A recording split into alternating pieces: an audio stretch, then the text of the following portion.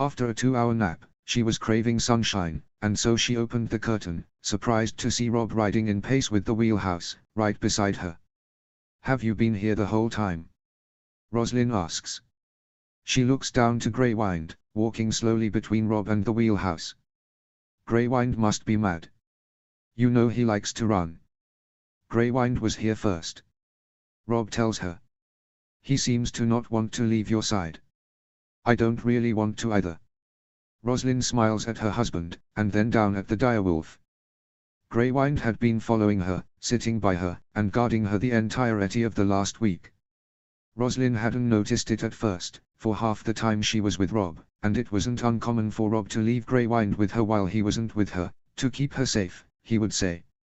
But Maester Tybalt had asked her if the wolf had been clingy, and Roslyn had realized that he had. Maester Tybalt had said dogs and wolves can sense pregnancy, often before humans can, and like to linger by their masters. She was happy to know that Greywind was still keeping close. Roslyn hadn't bled again, and so it was reassurance that she was indeed still with child. "How are you feeling?" Rob asks her. "Mostly fine. A little nauseous from the road, but that can't be helped." Rob nods. "I can have them go slower," he suggests. "It's a 3-day ride. I'll be fine. I'd rather get home sooner, anyway." Rob smiles when she says the word home. "We'll have to start preparing the nursery," he says excitedly. "Let's wait a month or two, to be sure." Rob sighs. "Okay, but I promise everything will be fine. Our little girl will be perfect and healthy and here in 8 months' time, just as Maester Tybalt said." "You're supposed to hope for a boy," Roslyn tells him. "All kings want is an heir. And I will happily devote my efforts to the cause of ensuring one," he says charmingly, winking at her. "But I plan to be my children's father first, king second.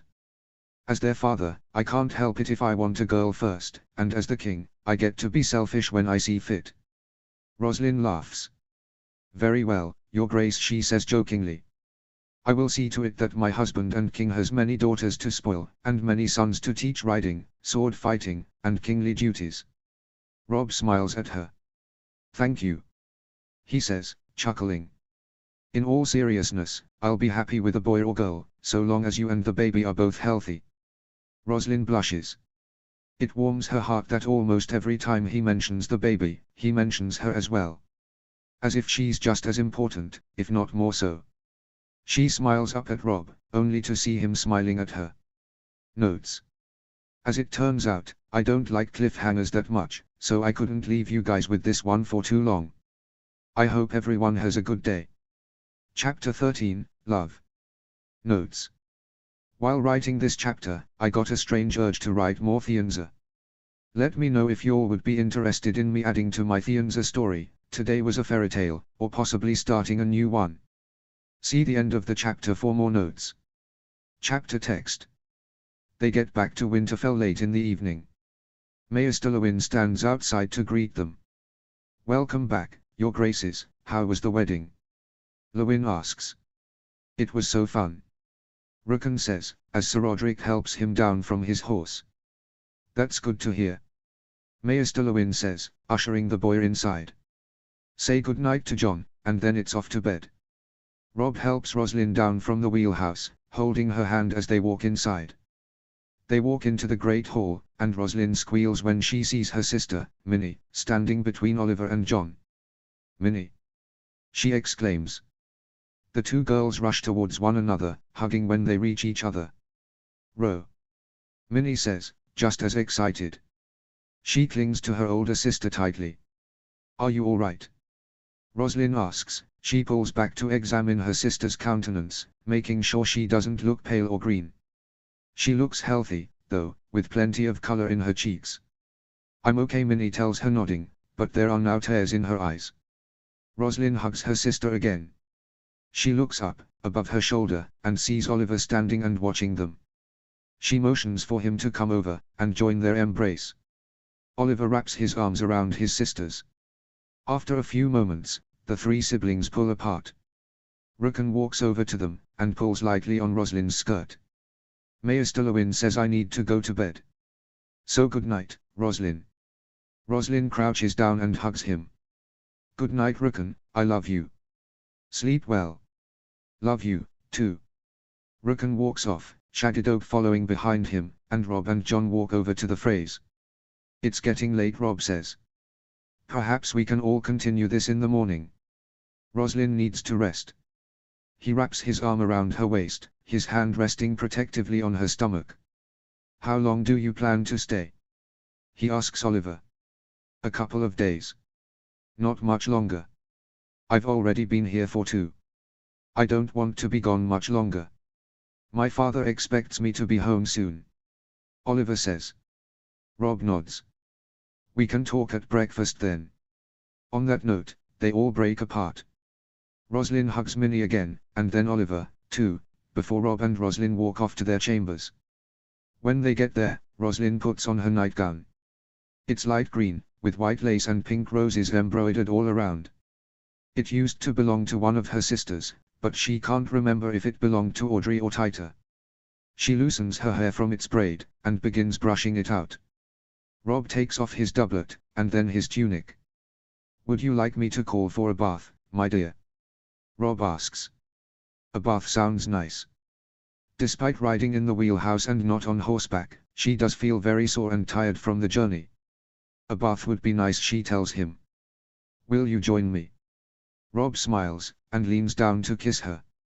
If I ever say no to that, Rob tells her. Take my sword and stab me, he jokes. Rob. Roslyn admonishes. You shouldn't joke about such things. Rob chuckles, before kissing her again. He then goes off to call for a bath. Later, Roslyn sits in the bath, leaning her back to Rob's chest, her eyes drooping in a tired and content haze. Rob had taken it upon himself to wash her and her hair, but he had finished up minutes ago, and was now content to just sit in the peaceful silence. Roslyn lifts her hand out of the water, and looks at how her fingers have pruned. We should probably get out soon, Roslyn says. A few more minutes. Rob asks. Okay, Roslyn agrees. She looks up and kisses his jaw, before leaning back further into him. Rob wraps his arms around her, and kisses her hair. A few minutes later, they do end up getting out of the bath. Roslyn puts her nightgown back on, and crawls under the covers. Rob crawls into bed and pulls her to him, her back once again against his chest, his hand resting protectively over her stomach. I want you to see Maya Stillowin in the morning, Rob tells her. Roslyn panics, her own hand going to her stomach, resting it on top of Rob's. Why? Do you think something's wrong? I haven't bled again. Rob is quick to soothe her. No, no. Nothing's wrong. I just want to get a second opinion. I'm sure everything's fine. I'll go with you in the morning. And he'll confirm what we both know. That everything's fine. Roslyn lets out a sigh of relief. She clutches Rob's hand more tightly. Okay. We can go before breakfast. Rob nods, and then realizes she can't see it. Okay. He kisses her hair, and then nuzzles his face in her neck, letting out a sleepy yawn. Good night, my dear. Good night. Roslyn says. She straightens then, when she realizes something. Rob? She asks. I love you, she says. Her voice is barely above a whisper, and she can feel a blush rising to her cheeks even in the dark of the night. She can feel his smile on her neck. He kisses her there, and then trails kisses up to her cheek and then the corner of her mouth. I love you, too. He says happily. He turns her, so she's lying on her back, and then crawls over her. He kisses her, and she wraps her arms around his neck, kissing him back sweetly. Rob carefully pulls her nightgown off of her, before positioning himself at her entrance. I love you, he tells her again. She can see the outline of his smile in the dark. Roslyn smiles too, before pulling his face back down to hers. Later, they fall asleep sweaty and exhausted, as well as happier than either had been in weeks. The next morning, Roslyn wakes to the sound of Rob moving about the room, pulling his clothes on. What time is it? Roslyn asks sleepily, rubbing her eyes awake. Rob looks over at her and smiles. It's 5:30, go back to sleep. I have to go through some paperwork, but I'll come get you in a couple of hours and we can go see Maya Stillowin. Roslyn nods, before closing her eyes again and cozying back into bed. She hears more shuffling around the room, and then feels Rob lean over her. He kisses her forehead, and then the corner of her lips. "I'll come get you in a little," he whispers to her. Eyes still closed, Rosalind nods sleepily and then wraps her arms around Rob's neck before he can pull away, pulling him back down to kiss her again. He obliges, smiling against her lips. He goes to pull away again, and Rosalind whines lightly, causing Rob to chuckle. He kisses her again, and then gently pulls her arms off of him, and tucking the covers back around her. He kisses her forehead, and pulls away. Rosalind does end up falling back asleep, only to wake to Greywind nudging her gently. She looks out the window and sees that the sun is rising, and so she climbs out of bed. She makes the bed, and then gets dressed, putting on a pale blue dress with long cap sleeves, a lower-waisted skirt, and a tight-fitting bodice. She wants to wear tight-fitting dresses while she can, so that no one suspects anything just yet, while she's not showing. She puts her hair up into a low bun, letting a couple of curls fall to frame her face. She washes her face, and paints her lips and cheeks to add some color back. She still has morning sickness, and doesn't want to look too drained. Only now the morning sickness has been happening in the middle of the night. Rosalind had woken up at 2 this morning, and wasn't able to go back to sleep until 3:30. Rob had tried to stay up with her and comfort her, but she wouldn't let him. She said it was because he had a lot to do and needed his sleep, but really she just didn't want him to see her sick and sweaty. Rob comes back right on time, just like he said he would, and the two of them walk hand in hand to Mayor Stillowin, Greywind following closely behind. They knock on his door, and Mayor Stillowin greets them. "Good morning, Your Graces," he says. "Come in. What brings you my way?" He motions for them to come inside, and then closes the door behind them. While away, Rosalind found out she was pregnant, Rob tells him. "We had a bit of a scare though, and while the Dreadfort's Maester examined her and said that both she and the baby were fine, I wanted you to examine her too." Mayor Stillowin smiles. "Congratulations," he says excitedly. He squeezes Rob's arm and then takes Rosalind's hands and squeezes them excitedly. "Have a seat, Your Grace, and I'll take a look at things." Rosalind does, and answers all of his questions as he examines her.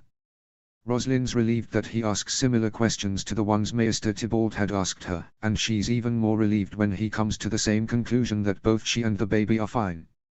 Rob seems relieved too, and more excited than before, which she didn't think was possible. He kisses her cheek, a grin plastered on his face. "I told you everything was fine," he says happily. Rosalind smiles at him, at a loss for words with how grateful she is. Rob and Rosalind thank Mayor Stillowin and leave, heading to breakfast. They get to the Great Hall and see John, Rookon, Oliver, and Minnie already sitting at the table. Rosalind's smile grows when she sees her sister. She hadn't realized just how much she missed her. She rushes over to take the seat at her side, Rob a few paces behind her before he sits down as well. "Good morning, Ro," Minnie says happily, squeezing her sister's hand. "Good morning, Minnie," Rosalind says. "Breakfast is good. The conversation is lively and the food is hearty." When breakfast is done, Rob, John, and Oliver leave together, Rob saying he has matters to discuss with them, and Rookon is ushered off to his lessons by Mayor Stillowin. He puts up a protest, but Mayor Stillowin calms him by telling him the lessons will end early, so that Rookon can give Minnie a proper tour of the castle and grounds. What Rookon doesn't know is that after the tour, Rob had asked Minnie to give Rookon an etiquette lesson. With the morning cleared to spend time with her sister, Rosalind and Minnie go to Minnie's chambers so they can work on sewing. Rosalind wants to finish Rookon's quilt as soon as possible, so that she can make John's and then the baby's. She's nearly done with Rookon's. It's a navy quilt, covered in black direwolves to look like shaggy oak, as well as weirwood leaves, and a sword that looks like frostbite, per Rookon's request. "I didn't bring my sewing with me," Minnie says. "I'll have to start something new. What should I make?" "Perhaps you can start a quilt. I've been meaning to make John one as well, but I don't know that I'll have the time or energy now that I'm." Rosalind catches herself, about to say with child. She thinks for a moment on what to say instead. "Queen," she settles on. Minnie gives her a weird look but shrugs, rummaging through the box of fabric and fabric scraps to look for colors. "What does Sir John like?" Minnie asks, pulling out a bolt of white cotton, and then a bolt of deep green. He doesn't seem to like color that much, Rosalind says, shaking her head at the green Minnie's holding up. Perhaps you can make one like this one. Do squares with his direwolf, and some weirwood leaves, no sword though. Minnie nods, and then pulls out a bolt of red. I can use gray, white, black, and red. The leaves will match Ghost's eyes. Rosalind nods in agreement, and Minnie continues. I was quite scared of the direwolf at first. I was never able to meet King Rob's wolf properly. But Sir John let me pet Ghost. He's really not so frightening. Ghost or John? Rosalind asks jokingly. She doesn't know her good brother too well.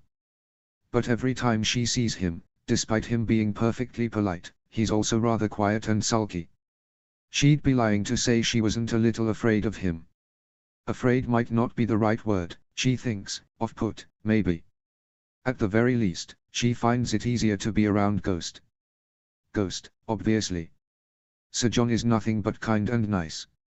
Not frightening at all. There's a slight blush to her cheeks, and Minnie is quick to change the subject. What are the other two direwolves' names? Rob's is Greywind and Rooken's is Shaggydog. Minnie laughs. Those are quite bad, aren't they? When you and Rob have kids, he better let you name them. Minnie says this jokingly, but when she catches Rosalind make a face, and then subsequently touch her stomach, Minnie's jaw drops. Already?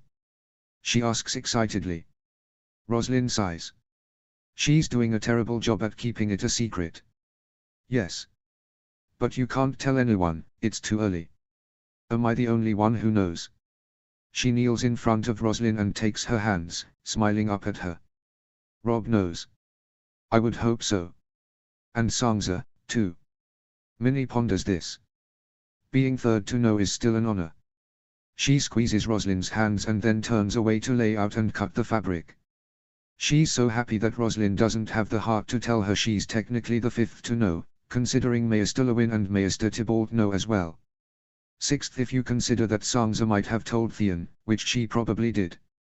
Rob, John, and Oliver all sit in his solar. I have a request to ask of both of you, he tells them. The two men look at him expectantly. I've been thinking of assembling a Kingsguard. Nothing too fancy, like in the south. Just a sworn sword for Rookon and Rosalind. And maybe a handful of others to make up a small guard council of sorts. Who would you want to be a part of it? John asks. Lady Dacey Mormont, Sir Roderick. I want to make the Blackfish an honorary member, and maybe Uncle Benjen, too. I would make Theon too, but he's already a member of my small council. Uncle Edmure is as well. But I was hoping the two of you would consider being Rosalind and Rookon's. Minnie is going to become one of Rosalind's ladies, her only one at the moment, and I was thinking it would be nice to have more reasons to keep more family close by. John, you would be Rosalind's, and Oliver, you would be Rookon's, just so there's no direct conflict of interest. It would be my honor, Your Grace, Oliver says. Rob nods at him, and then turns his attention to his brother. And you? I'm a brother of the Night's Watch, John says. I'd have you pardoned. Unless you want to stay. I just thought maybe you'd want to come home. And now that my mother's gone, I was thinking I'd legitimize you. I know you've wanted nothing more than to be a true Stark, and Sansa, Rookon, and I want that, too. Sansa said as much. John asks, doubt in his voice. She did, Rob tells him. I asked her thoughts when I was at the Dread Fort. She was sad you couldn't go to the wedding. John is silent, considering Rob's words. Can I think on it? Of course, Rob says. There's a few moments of awkward silence. Is that all, Your Grace? Oliver asks. Yes. You both are dismissed. The two of them leave, and Rob turns his attention to other matters. He busies himself with more paperwork, when he looks out the window and sees Rookon running after Shaggydog, calling for Minnie to run with him. The girl is at least 100 feet behind him, and seemingly refusing to run. Rosalind is standing off to the side, having just exited the greenhouse, and is talking to the head gardener. John and Oliver join them outside, Ghost with them. When Ghost sees Shaggydog and Rookon running, he charges after them and knocks Minnie to the ground as he sprints past her.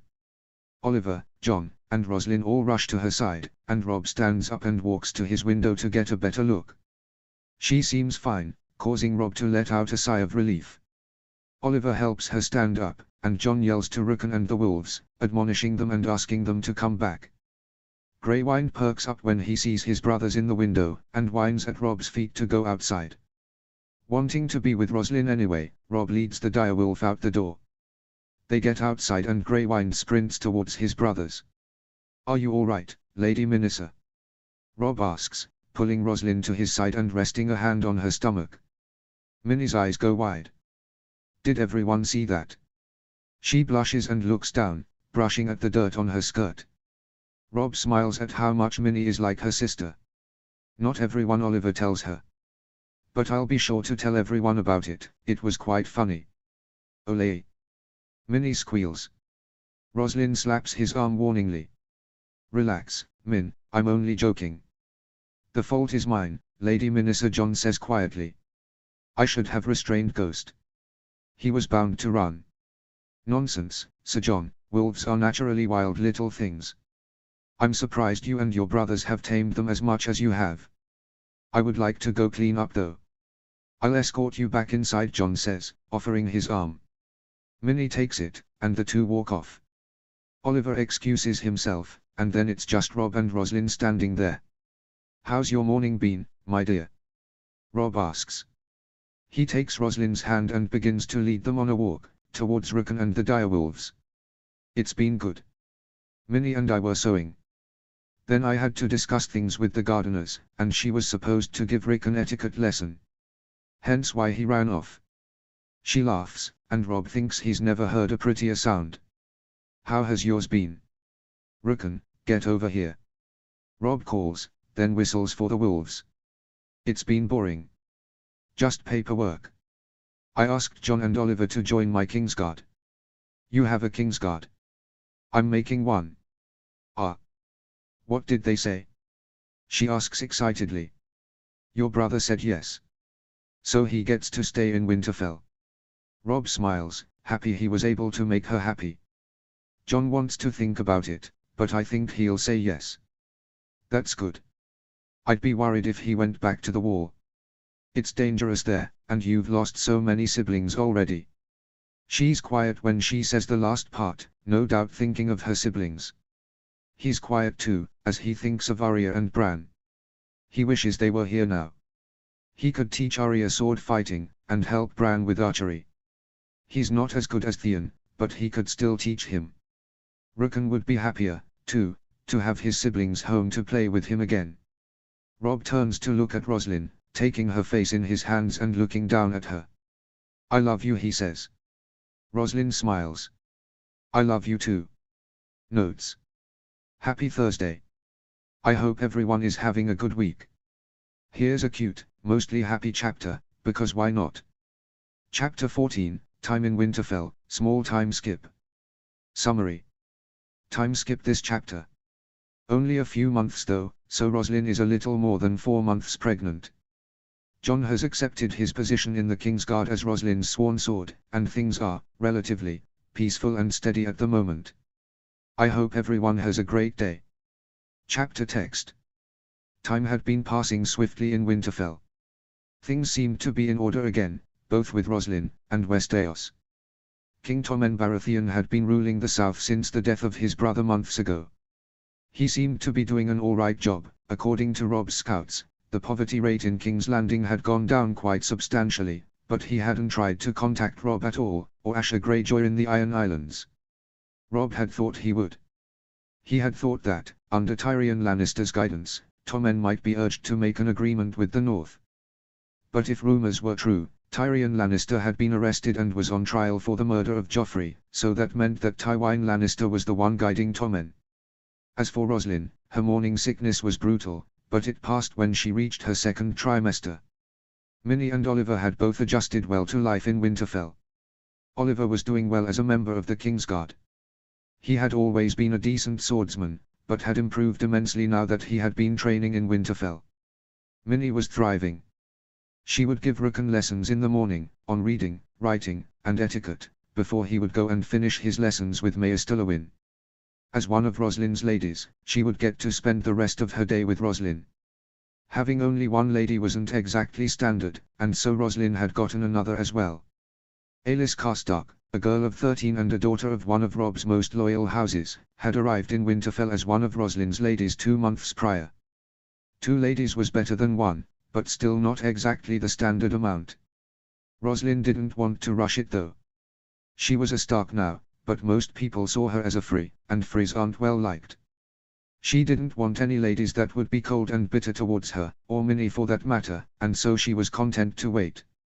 Alice had been nice though, and Roslyn was glad that Minnie had a friend her age. It was late evening, dinner had been finished 2 hours ago, but Rob still had matters to attend to. Roslyn had put Rickon to bed, and was now writing a letter to Sansa. As promised, she and Sansa had been writing to each other weekly, and Roslyn was happy that she and Sansa were friends still, despite the distance between them. She had gotten a raven this morning, in which Sansa had written plenty of happy things. The happiest of which was that she was now with child too, nearly 3 moons along. When Roslyn had told everyone this over breakfast, they could not have been happier. Rickon was cheering loudly, nearly shouting on the top of his lungs. It took Rob and Jon both to talk him down and quiet him. It was fine for them to know, but still too early for the entirety of Winterfell to know. Rob was ecstatic too, but seemed sad that Sansa had told Roslyn, and not him. Maybe if you wrote to her more, she would have told you Roslyn had told him jokingly. She could only manage to get him to write a sentence or two, in each letter she'd write. Rob had rolled his eyes at her just as jokingly, but had made her promise to let him write to her before she sent her next raven. Now, Roslyn sat at her desk, writing a letter to her sister. My dear sister. I am so beyond thrilled that you are expecting. Just think, our children will be so close in age and not only cousins but best friends. I'll get started on some baby clothes right away, as I know you've been doing the same for me. Rickon is so excited. It took all I could to get him to go to sleep. He kept telling Jon that the 2 of them are to be double uncles now that both you and I are expecting. Minnie plans to make both of our babies a knitted blanket with the house sigils. She's already started planning yours out in her head and she's only known about it a day. She's debating between 3 different green wools, probably still contemplating it as I write this. Jon seems happy too. He was quiet, as usual, but not sulking or broody. Rob is very happy. But I'll let him tell you all about that. Things in Winterfell are good. Nothing new to report with Rickon, he is progressing well in all of his lessons. Just this week, Rob let him sit in on a council meeting. I think Rob's going to start letting him do that once a week. I think Rob is planning to march south soon again, but he won't tell me about that. He doesn't want me to stress because it could harm the baby, but I would stress less if I knew what was going on. Perhaps you can ask Theon. I know Rob writes to him all of his plans. Jon won't tell anything either. I see him the majority of the day with him as my sworn shield, and yet I can't wear him down. He's too loyal to Rob. I hope to visit you, or have you visit me, at least once before our babies arrive. Perhaps you and Theon can come visit in a month or 2. Have a good rest of your day, dear sister. Love. Ro. She finishes her letter and folds it, but doesn't seal it, knowing Rob wants to write too. She puts on a white nightgown, and then a grey wool robe, before sitting at her vanity and braiding her hair back. Rob comes in then, smiling when he sees her. Grey Wind is right behind him, and goes to lie down on his mat in the corner. Rob walks over and kisses her hair, before going to the wardrobe and shrugging off his doublet. How are you feeling? Rob asks sweetly. Roslyn smiles. Quite well, actually. How was the rest of your evening? It was fine. Better, now he says, walking over to her. He helps her stand, taking her hands in his. She stands up and her hands immediately fly to her aching back, applying light pressure to alleviate some of the soreness. Rob gently turns her around in his arms, and pulls her to lean back against him, his hands going to rest on the swell of her stomach. Roslyn willingly leans back into him, giving him all her weight and resting her hands on top of his.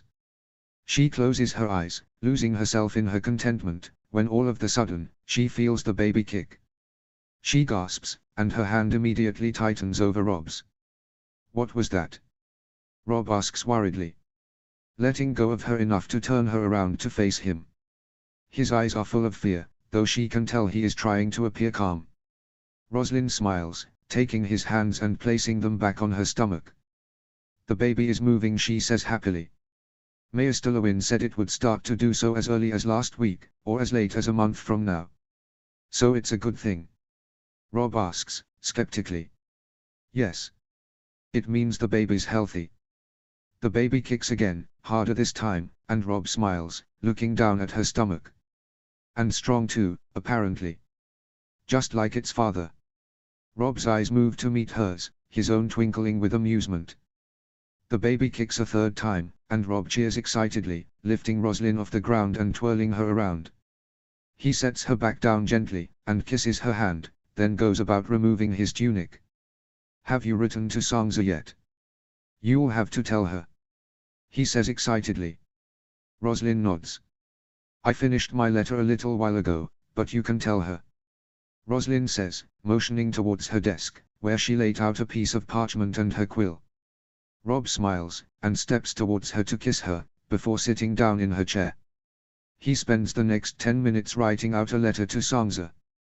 Rosalind lights a candle on her bedside table, and pulls back the covers, crawling into bed, reading as she waits for Rob to join her. When Rob finishes the letter, he folds it up and wraps it with Rosalind's before sealing it off with the Stark seal. He then blows out the candle on the desk, and goes to the bed. He wraps his arms around his wife's middle, and snuggles his head into her neck. You smell nice, he says absent-mindedly, as a yawn escapes him. He peppers kisses to her neck, his beard tickling her lightly. Rosalind giggles, and closes her book, leaning away from him to set it aside and blow out the candle. When she lays back down against the pillows, she snuggles into him, her own yawn escaping her lips. She kisses cheek, and whispers good night, before closing her eyes and pretending to drift off.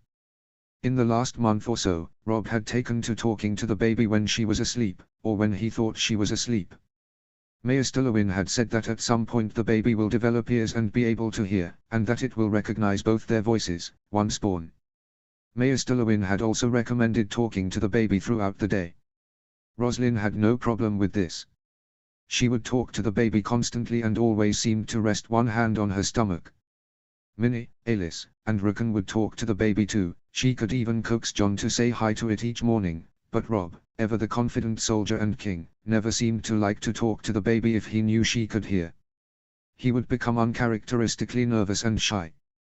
But one night, when Rob had thought she was asleep, Rosalind overheard him talking to her stomach, and since then, Rosalind had tried to pretend to be asleep so she could hear him.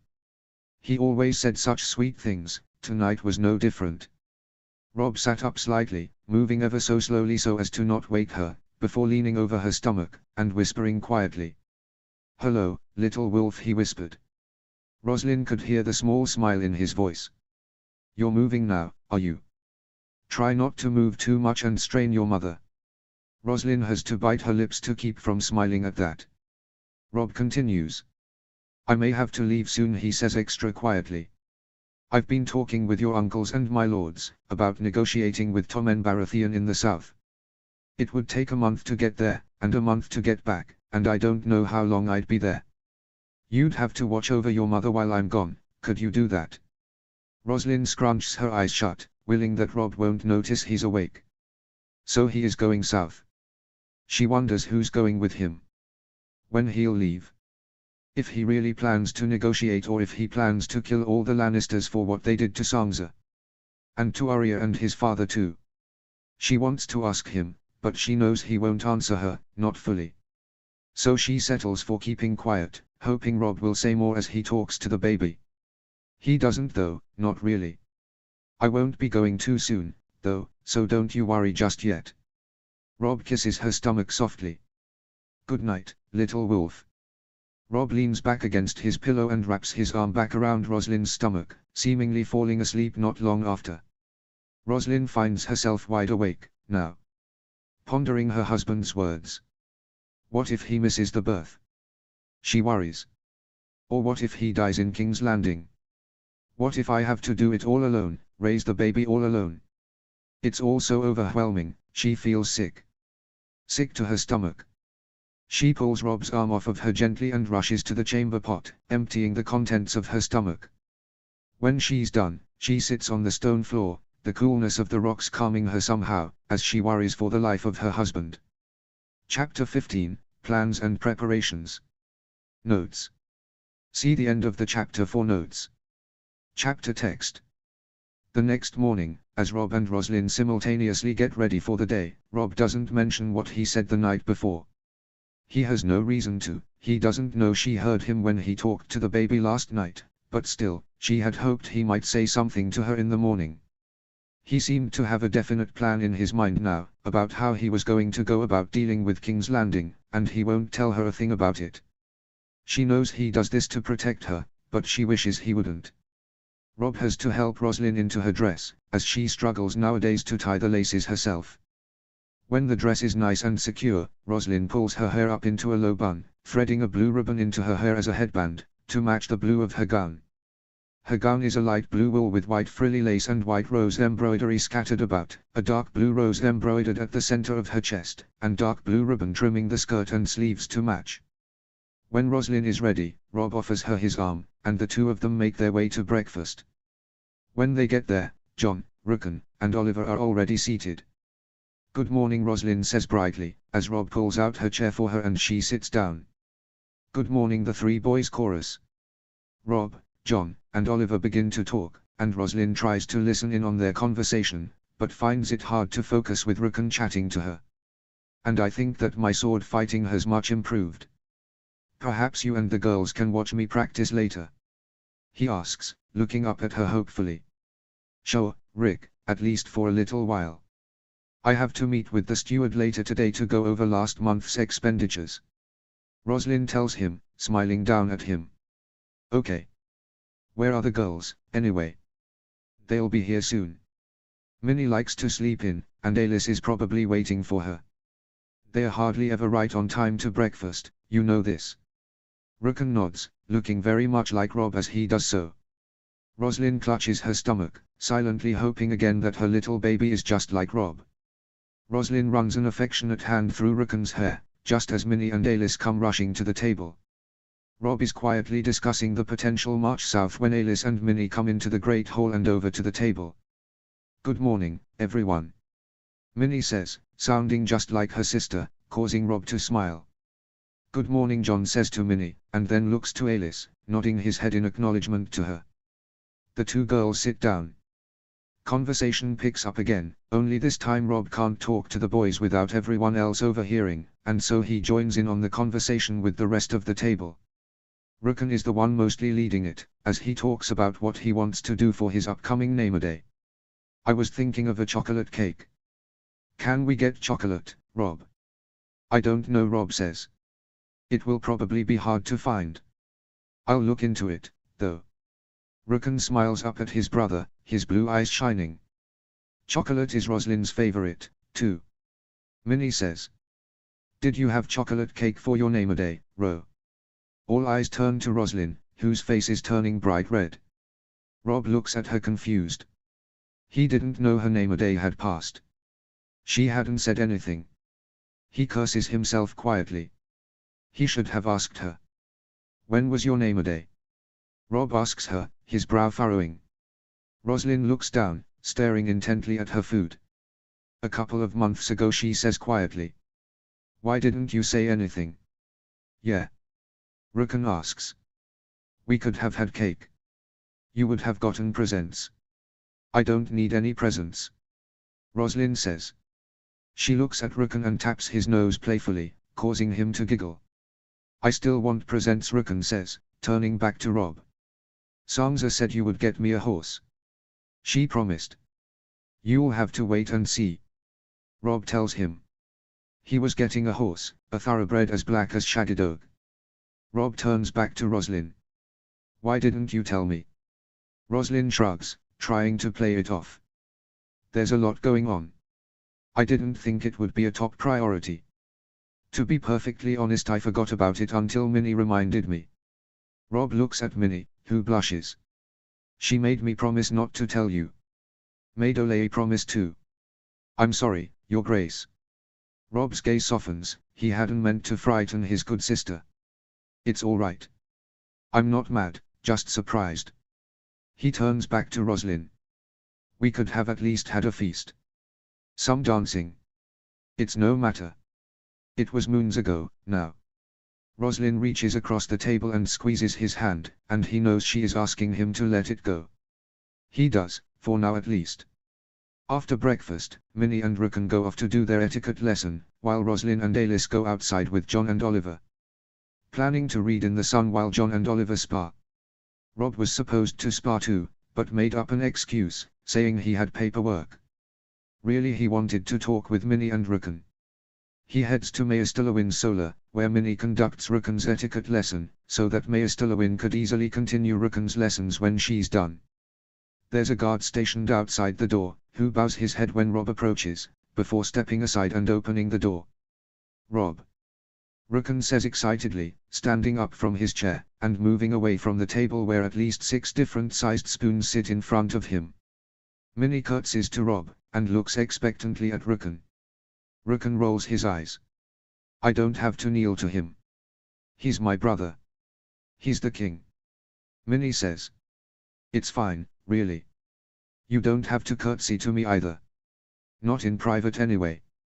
I'm not fond of formalities. Minnie nods. Very well, Your Grace. But Rukun will kneel this time, for practice's sake.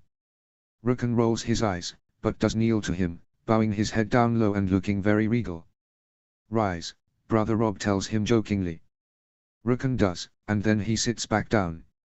What can we do for you, Your Grace? Minnie asks. Rob, please. And I was hoping to ask for a favor. Of course, Rob. What can I do for you? I was hoping the two of you might help me plan something, to make up for missing Roslyn's name-a-day. Minnie and Rukun look at each other and smile, before looking back at Rob. What do you have in mind? Roslyn and Alice sit off to the side, watching as John and Oliver spar. John is clearly dominating, but Oliver really has improved immensely. Another year or so and they might almost be evenly matched. Now that Sir John is a Stark, is he heir to Winterfell or is Rukun? Alice asks, looking over to the boys. John insisted it still be Rukun, Roslyn says. It won't matter much longer, though. She looks down at her stomach. Alice looks over at her, and nods. Oh right, I forgot. She giggles, and then looks back over to the boys. Roslyn looks over as well. He's quite handsome, Alice says, resting her head in her hands as she gazes ahead. Who? John. Or Oliver? Sir John, of course. My father always wanted me to marry a Stark, you know. I assumed it would be Bran. He was my age, you know. Well, no, he was a little less than a year younger. Arya was my age. It's weird being at Winterfell without them here. I often came when my father did, and would play with Arya and the boys. I tried to play with Sansa and Jane, too, but Arya would never let me. Said they were too ladylike for us to be seen with. Alice laughs, and then fidgets with a ribbon on her skirt. Roslyn smiles. Alice had become fast friends with her and Minnie, and was one of her most trusted allies, confidants. Roslyn didn't have many friends, especially being in the north where everyone hates her for her free name. I'm a Stark now, she reminds herself. But Roslyn sometimes forgot the girl was only 13. Still very much a child. Just like Arya and Bran would have been. She wishes she could have met her other good siblings, then, and looks off into the distance as she wonders what they'd be like. Hello Alice. Sister. Minnie greets them, sitting down beside Roslyn. How were Rukun's lessons? Roslyn asks. Fine. Fine. I'll be right back. Minnie stands and walks over to the boys, leaving Roslyn and Alice to look at each other confused. Boys. Minnie calls out. Walking over and motioning them to come to her. They stop mid-fight, and she sees Sir John shoot Oliver a confused look. Oliver shrugs in response. What can we do for you, Lady Minissa? Sir John asks. His Grace is planning a small party for the Queen, she tells them quietly. To celebrate her name day. He was hoping that Oliver, Alice, and I could help him and Rukun set up, and that you could keep my sister preoccupied. Oliver smiles. Sounds like a grand idea. Shall we? He offers his arm to Minnie, and she takes it. Is there somewhere I should keep her from going to, my lady? Sir John asks. Her chambers. She tells him. She doesn't go in them anyway, she's always with the king, but keep her away from there for now. Sir John nods. As you wish. Oliver and Minnie walk to Roslin and Alice, and Oliver offers Alice his other arm, before making some excuse and the three of them running off. Roslin did not know what to make of whatever Minnie had just done. Sitting with her for only a moment before running off to the boys, and then taking Oliver and Alice with her. Roslin sat there dumbly, as she closed her book and struggled to stand up. John came rushing over to her. Don't strain yourself, my lady, John tells her, bringing his hands to her arms to help her stand. Roslin laughs. I'm perfectly fine. I just struggle to balance, sometimes. I'm not straining myself at all. Good. Rob would kill me if something happened to the two of you on my watch. He offers her his arm, and leads them for a walk, the same path they usually take after supper, with Rob, Rukan, the direwolves, and now Minnie too. Alice and Oliver don't like walking as much as the rest of them, and so they only join them occasionally. But now it's just the two of them, and Ghost, of course. Do you know what all of that was about? Roslin asks him. John nods his head. Do I want to know? John shakes his head at that, a faint smile on his lips. That only makes Roslin more confused.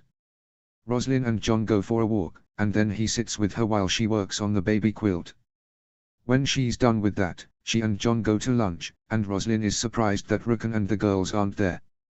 Rob normally isn't, but the others are. You'll have to actually talk to me, now, Roslin tells John as she picks at the food on her plate. Since no one else is here to keep us company. Of course, my lady. What would you like to talk about? John asks. First off, please call me Roslin. You let me call you John, after all. Secondly, why are you so quiet all the time?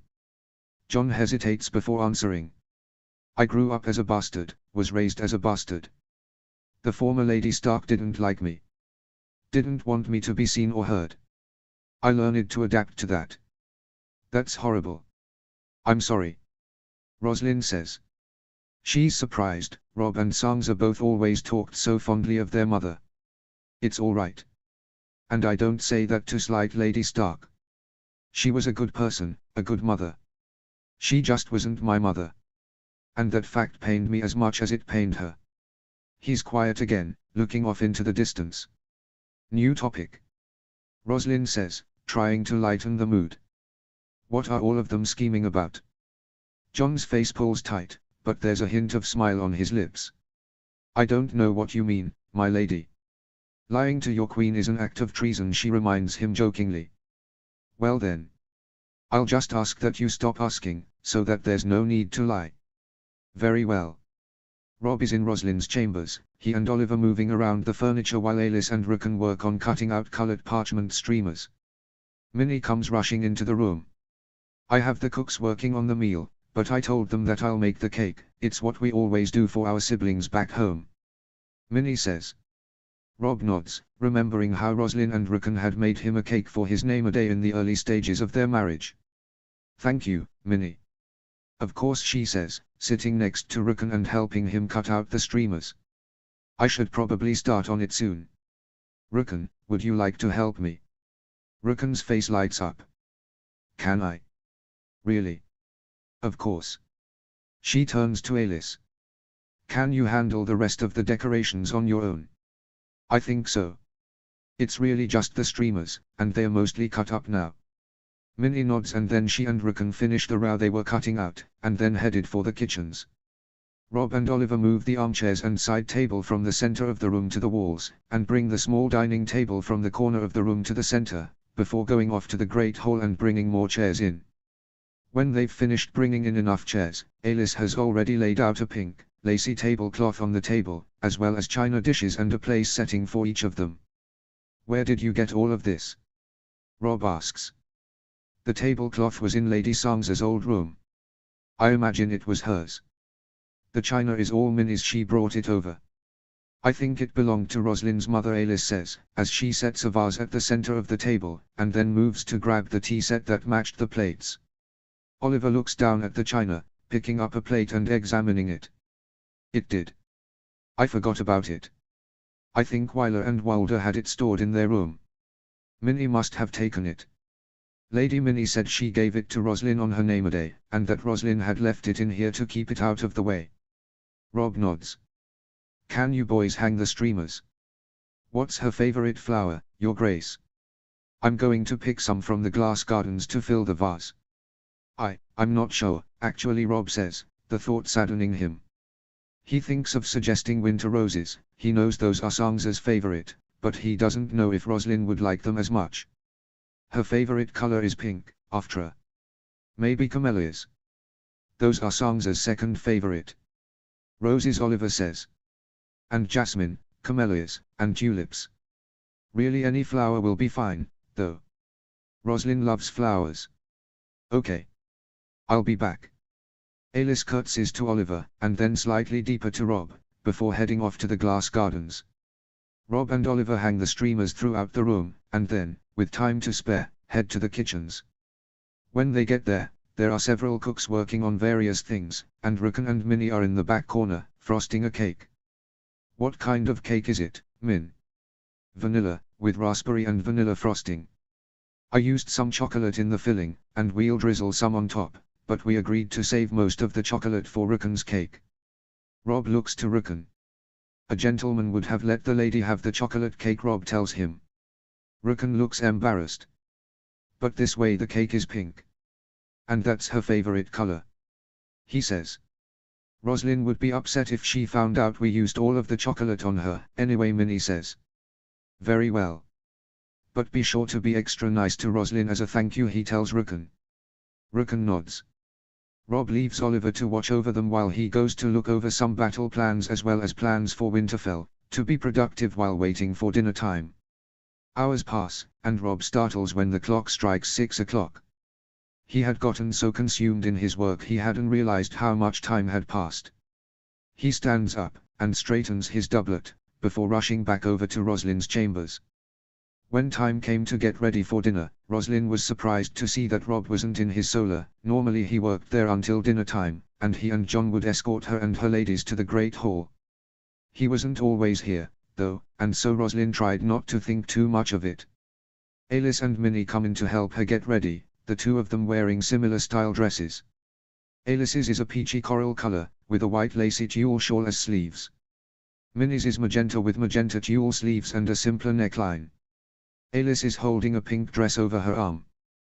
This one's for you, Lady Stark, she says, holding it up. It's a pink dress, her favorite shade of pink, with pink tulle sleeves and pearl buttons running down the front bodice.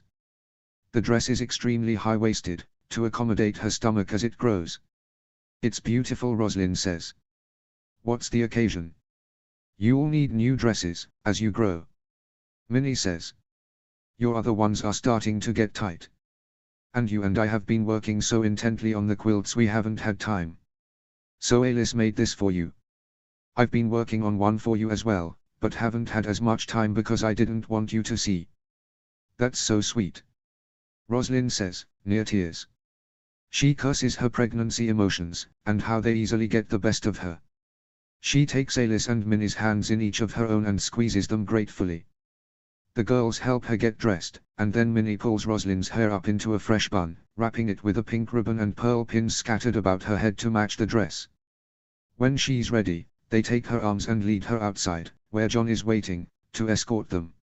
He offers one of them his arm, and Minnie takes it, Alice and Rosalind following closely behind them. Instead of turning towards the Great Hall, however, Jon turns towards another hall full of bedchambers. Where Rickon's and Oliver's and Alice were. Minnie's and Jon's were on the same side of the castle as Rob's. Are we grabbing Rickon? Rosalind asks. Not exactly, Minnie says. Jon leads them over to Rosalind's old chambers. Rosalind never goes in there. Not really. She only stores some of her extra things here, like clothes, and jewelry. And so sometimes she comes to grab things. Jon goes to open the door and Minnie comes to Rosalind's other side to cover her eyes. What are you doing? Roslyn asks. She clutches her stomach, worried. You'll see. Walk forward. Roslyn does, and when she's in the room, Minnie uncovers her eyes, just as everyone yells. Surprise. Notes. This is kind of a filler chapter, but the plot thickens in the next, I promise. The girls' dresses are supposed to be like Anastasia's sisters' dresses, from the movie Anastasia, for those who want a visual. Have a great day.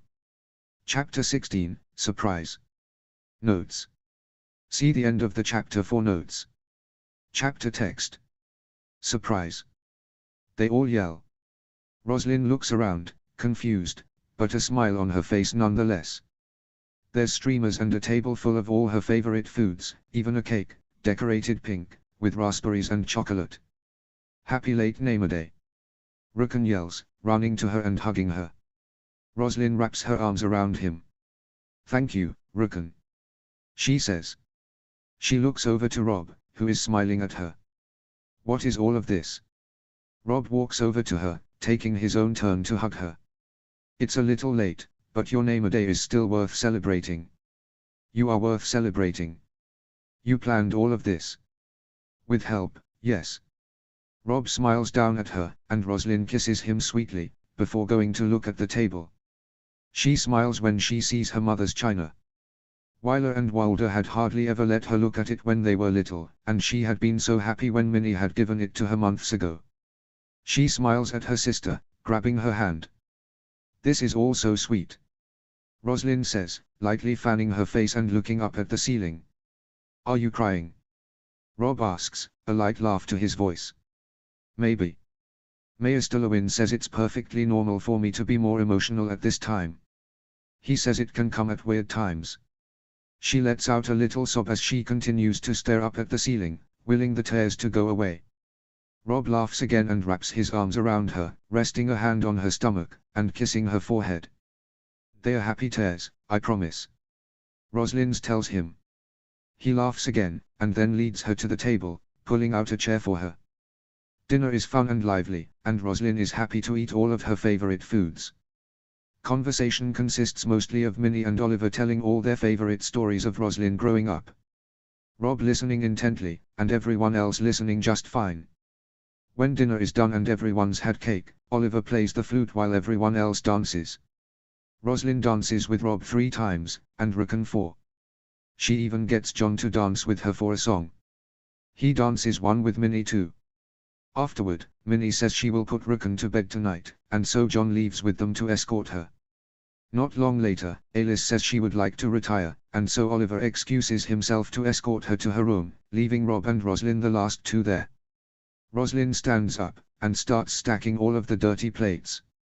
Someone else can clean that up, Rob tells her. I know, but it's your Namer Day. Come sit with me, I'll give you your presents. Roslyn sighs, but sets the plates back down and goes to sit beside him on the edge of the bed. She smiles up at him, and he reaches in his pocket, pulling out a small wooden box. Roslyn takes it from him, and opens it slowly, gasping when she sees what's inside. It's a silver necklace, with a cluster of small diamonds, all different shapes, and 2 triangular sapphires at the ends of the cluster. It matches her wedding ring, though it would be too decadent to wear every day. It's beautiful, she says. She looks up at Rob and presses a kiss to the corner of his mouth. Thank you. Rob shifts around his seat, causing Roslyn to falter slightly, because he isn't normally embarrassed by compliments or gratitude. And for your other gift, it's not here yet, but Lyra Mormont is heading to Winterfell to be one of your ladies. Her sister, Jory, is going to the Dreadfort to be a lady for Sansa. That's perfect. I was worried Sansa was getting a little lonely.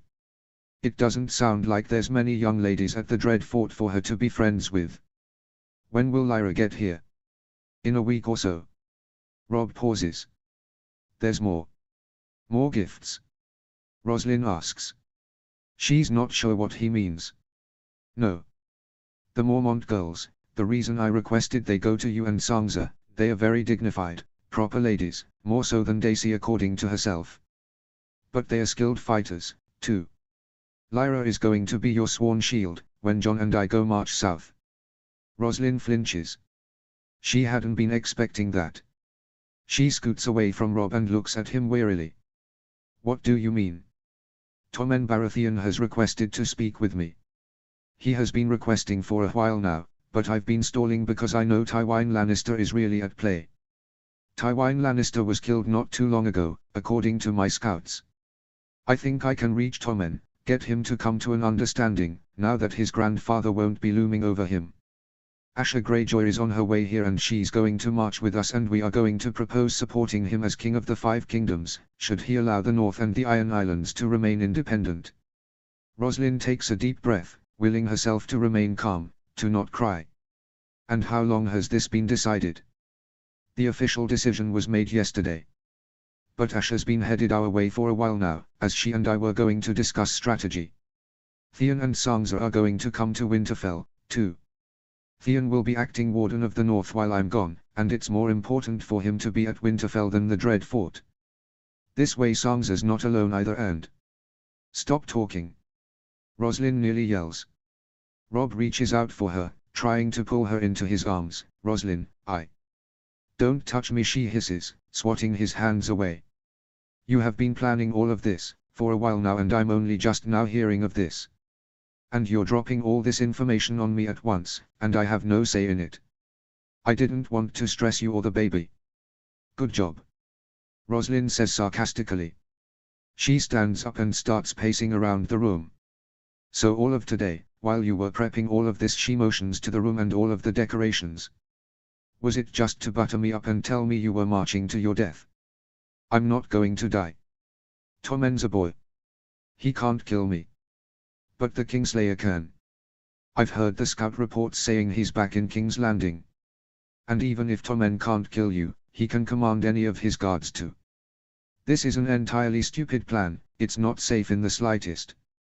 Nothing is safe, not really. But I believe the boy when he says he wants peace.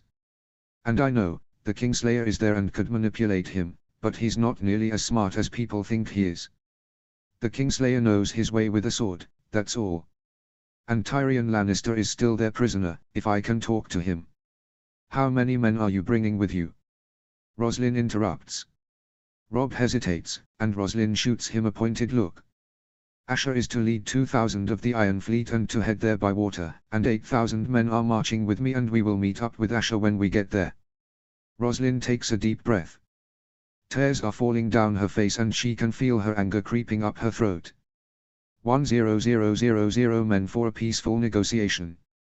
How stupid do you think I am? There is nothing peaceful about that. Nothing. It's just a precaution, Rob says softly, trying to placate her. He walks towards her, his arms outstretched, and she takes a step back. She sees the sadness in his eyes as she does this, but she can't find it in her to go to him. He lied to her. Well, no, she thinks, he didn't lie. But he kept secrets. I think you should leave, she whispers to him. Roslyn. Please. You have to understand, everything I'm doing is to protect you, the baby, and the North. I don't want to go, but I have to. Please. Just leave.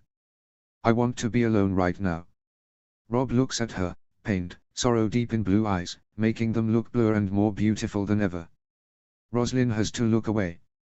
He makes a strangled sound, as if he's about to say something, but he stops himself, and quickly leaves the room. Roslyn finishes cleaning up the plates, mostly for something to do. She packs away all the leftover food and leaves them and the plates for the kitchen to collect, with a note to bring the china back to her chambers when washed.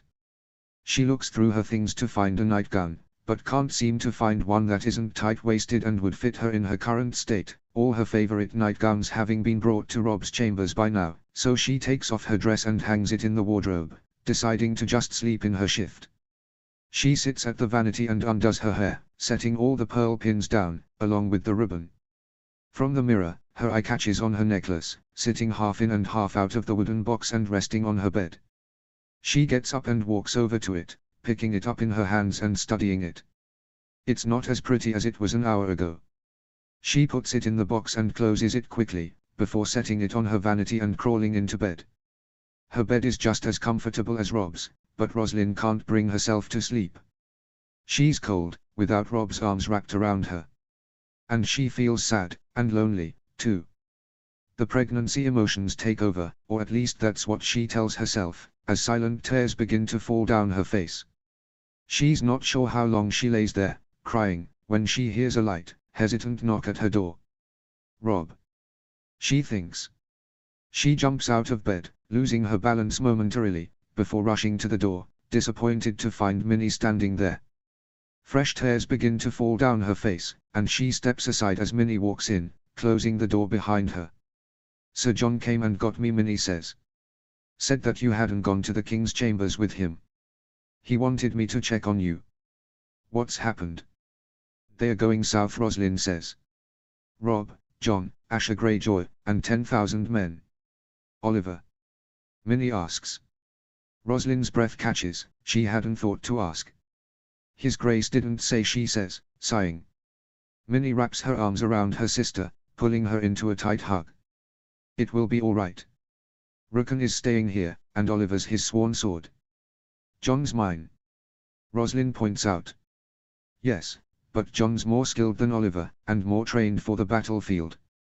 Rosalind winces. Rob said there would be no fighting. Only peaceful negotiations. Minnie pulls back, so she can look her in the eye. Then maybe he's just bringing John with him so he has an excuse to keep Oliver here, with you. With us. I know you love John, but there's no denying you love Oliver more, and no blame either. He's your brother. Rosalind nods, mostly to get Minnie to stop talking. Let's not worry about that tonight. Get some rest, and you can talk about it with Rob in the morning. Minnie takes her hand and leads her to the bed. I don't think I can. Talk to Rob, that is. Rosalind says. He's been lying to me this whole time. Keeping secrets. How am I to believe anything he says? Because he loves you, Minnie says. He loves you. She says again, when she sees that Rosalind isn't really comforted by her words. Minnie sighs. Sleep. You'll talk it over in the morning. Minnie tucks the covers around Rosalind, and then walks over to the other side of the bed and crawls under the covers. All will be okay, Rosalind. I pro. Please don't. Don't promise. I appreciate it, but I don't want you to have to lie to me too. She can hear Minnie sigh. Okay. Good night, love you. Love you too. Notes. Happy Wednesday. The plot thickens with this chapter, as Rob will be marching south soon. But Theon's is coming to Winterfell, so I'm excited for that. I hope everyone has a great day. Chapter 17, I know that you do. Notes. See the end of the chapter for notes. Chapter text. The next morning, Rosalind wakes with the sun, Minnie snoring quietly beside her. Rosalind gets out of bed, and pulls a robe on, before searching her closet for a dress that will fit. Minnie stirs from the light commotion. It's early, she complains. Why are you awake? I want to go for a walk, clear my head. Rosalind tells her. Minnie sighs, then abruptly sits up. I'll go with you. Knowing there is nothing she can say to stop her sister, she doesn't protest as Minnie climbs out of bed. Minnie walks to the wardrobe, and pulls out a maroon for herself, before looking through the closet for something for Rosalind. She finds a navy dress, with dark red ribbon trimming. Rosalind forgot she had this dress, she had worn it on her journey to Winterfell what felt like so long ago. Minnie helps Rosalind into her dress, and then gets dressed herself, and Rosalind does both their hair by braiding back 2 pieces and tying them together with a ribbon. The 2 girls head outside, surprised to find John and Ghost standing outside the door. Sir John. Minnie gasps. What are you doing here? Rosalind asks. Rob asked me to stand guard, and check on you when you woke, he says. How long have you been standing there? Minnie wonders aloud. Since early morning, my lady. And where's Rob? Minnie asks, knowing Rosalind can't. He's in his solar, my lady. He turns to Rosalind. Shall I escort you there? No, Rosalind says, causing a frown to form on John's face and Minnie's brow to worry. My sister and I had planned to go for a walk. But perhaps you could escort her to breakfast and I could go alone. I only plan to go to the Godswood, I would like to pray. Praying in the Godswood is something Roslyn had been doing since her sisters died, and she started doubting the seven. And when she nearly lost her baby, but didn't, she decided to continue to pray to the old gods, as they had been answering her better. She had told Rob the other day she wanted to convert her faith, and he had been completely supportive. She wonders then if that had been to butter her up, too. I can't let you go alone, my lady, perhaps I can go with you both. John asks. I'd really rather go alone, Roslyn says. John hesitates. Take Ghost with you, at least, and don't go too deep into it. I'll come check on you in half an hour to be sure you're alright. Roslyn nods. Very well. John bends down to Ghost. Stay close to the Queen, he tells him. He then stands, offering Minnie his arm, and the two of them walk off. Roslyn leads Ghost to the Godswood, him staying close to her side, just like John told him to. When she kneels before a weirwood, Ghost sits at her side, his eyes on high alert. She prays for a lot of things. The same as she starts all her prayers, she prays for the happiness of all her lost loved ones. Her mother, Audrey, her good parents, and good siblings. She prays for Sansa, and that she and Theon continue to be happy with their life at the Dread Fort. She prays for the health of her baby, that it may be born strong and gentle. She hesitates, before praying for Rob, John, and maybe Oliver, as well as Asher Greyjoy and the 10,000 men who will all be marching south. She prays for little Rickon, that he won't lose another sibling. She prays for... A branch snaps, and she flinches. She's not alone, but Ghost doesn't appear to be alarmed. She places a hand on his fur, scrunching it lightly as she stands up.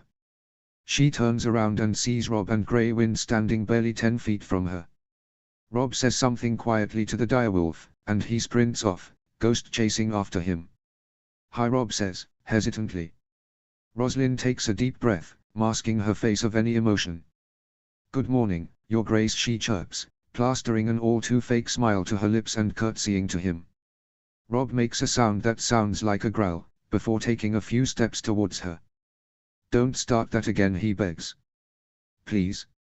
I'm sorry, okay, I thought I was doing the right thing by not telling you. Really, I did. I'll do anything to make it up to you, but I need you to understand, I have to go. Roslyn schools her expression once again. Very well. When do you leave? Rob's skeptical, when replies, in about a month. Asher will be here in a week. Lyra and Jory Mormont are arriving with her. Asher won't stay too long, as she has to leave the mainland with time to prepare her fleet before heading south. Theon and Sansa will arrive in 2 weeks or so, and they will stay here until I come back. If you come back, Roslyn thinks morosely. She has to bite her lip to keep from crying. Rob steps towards her more fully, so he's only an arm's length away. He reaches his arms out to her, but Roslyn stops him. You'll do anything to make it up to me? Roslyn asks. Anything, Rob answers, with no hesitation. So if I were to ask you to stay? Roslyn asks. Rob's hands drop to his sides. Anything but that. I have to go, you know I do. But I'll. Is Oliver going? She interrupts. No. He's staying in Winterfell. Roslyn nods, and then makes to walk away. Rob's hand grabs her arm, stopping her before she gets far. Roslyn. Please. Tell me what I can do.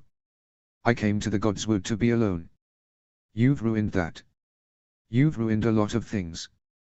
I would like to be alone, will you do that for me? Will you leave me alone? Rob's face is pained, but he nods. He whistles, and the direwolves come running back over. Keep Grey Wind with you, at least. Please. Roslyn nods again, and walks away with Grey Wind following her. She's done praying for the day. She goes back to Rob's chambers briefly, knowing he won't be there, and grabs her sewing, going off to her own room. She sits in the armchair and sews for a while, working on the baby's quilt. It's the stark grey, with a giant weirwood tree at the center, covering the majority of the quilt. A direwolf looking like Grey Wind, sitting at the base of the tree, and the walls of Windfell's castle in the background. Hours pass, and so she has a lot of time to think.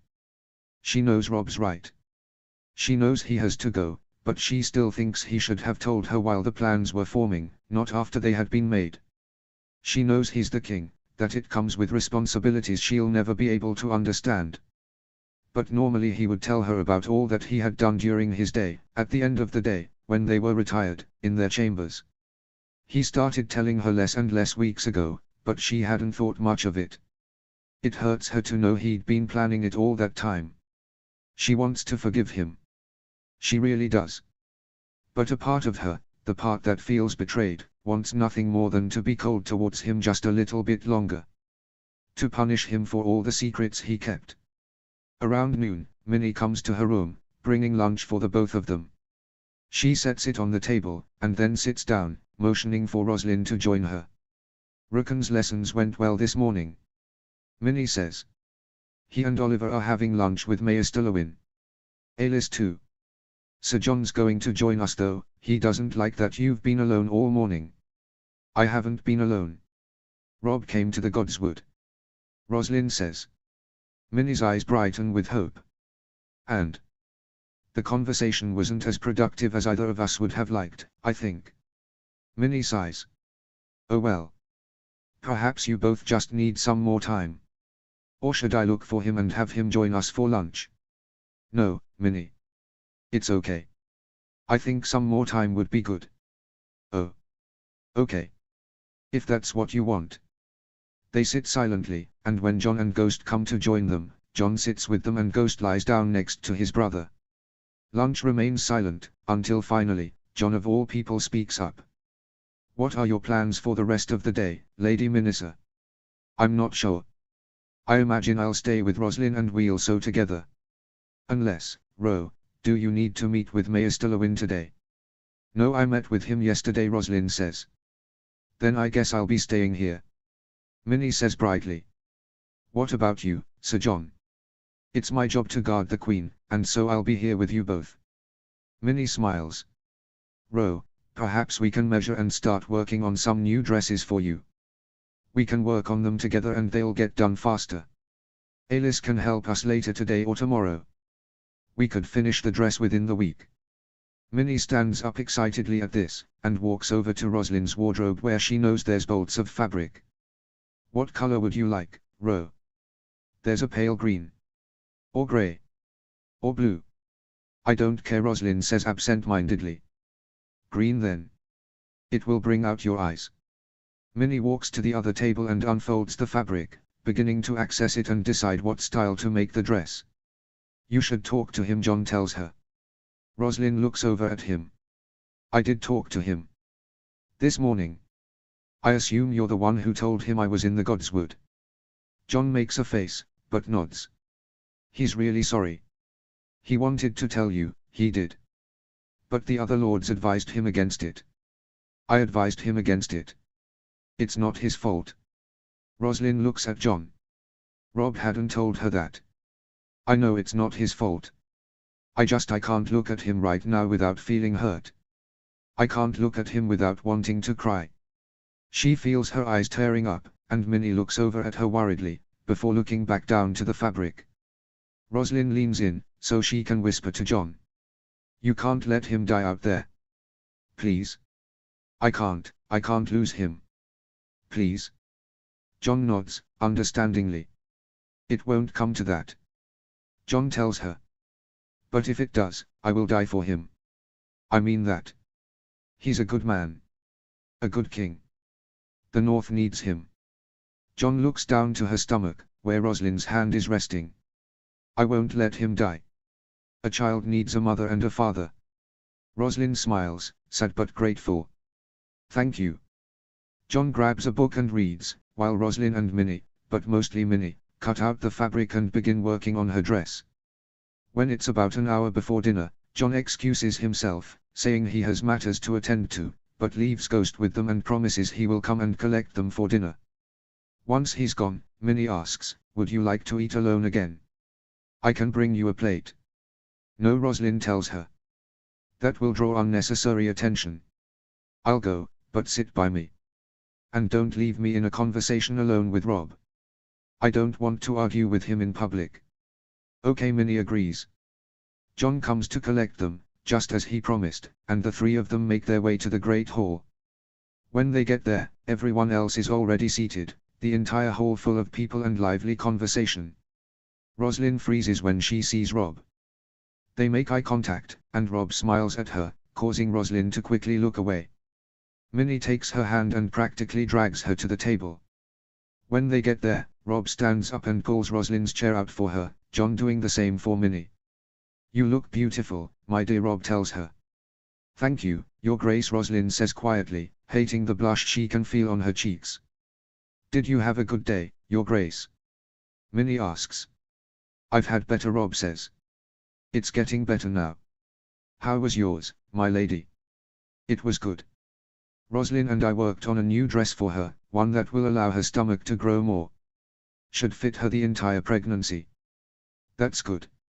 I'll get you some more fabric tomorrow, to make more dresses." "How generous." "Thank you, Your Grace." Minnie says.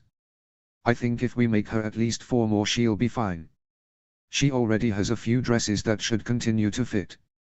Rob nods, and then turns his attention back to Rosalind. "What colors would you like?" Rosalind shoots him a look, and then looks at Minnie. "Blue, gray, and yellow perhaps. And maybe a purple too," Minnie says. Rob looks from her to Minnie, before nodding. "Is there anything else I should get?" "Lace. Lots of lace. Some buttons, and different colored trim," Minnie lists off. Rob nods at her, turning back to Rosalind, once again. "Anything you want?" he asks. Rosalind looks at him, giving him a tight-lipped smile. "Minnie covered everything," she says, before turning back to her food. When dinner is done, Rosalind leaves to put Rukun to bed. Rukun gives both John and Rob a hug, before kissing Alice and Minnie's hands, saying "Good night, my ladies." He looks at Minnie, who smiles happily at him. "Good job," Minnie whispers to him. Rukun then takes Rosalind's hand and leads her to his chambers. He puts on his nightclothes, while Rosalind looks through one of his books to pick a story for the night. She settles on one about Duncan the Tall. She reads to him, and then puts the book away, tucking him in and then kissing him on the head, and Shaggydoag, as well. "Rosalind?" Rukun asks, while she's coming back over to blow out the candle on his bedside. "Yes, Rick. Rob said he's going south in a month. Is that why you didn't talk to him at dinner? Because you're mad at him?" Rosalind hesitates, but she doesn't want to lie to him. "Yes. I'm mad, too," Rukun tells her. "He's leaving, again. They all keep leaving. Father left, with the girls. Then Mother left, then Rob. It was just Bran and I, then Mother comes home, and Rob and Sansa too, but then Mother leaves and Bran does too. They can't come back now. But Sansa's coming back," Rosalind says, trying to cheer him up. "Theon and her are going to stay in Winterfell until your brothers come home. That's at least 2 whole months. Think of how fun that will be. I want Rob to stay home." "Me too," Rosalind tells him, taking a deep breath. She doesn't want to cry in front of Rukun. "Rosalind." "Yes. Can I sleep with you and Rob tonight? Like I did the last time he came home? I think Shaggydoag misses Grey Wind, and..." Rosalind doesn't know what to say. She was planning to retire to her own chambers after this. But if Rukun's with her, Rob won't be able to talk to her about it, and it will put Rukun's mind at ease. "Sure, Rukun.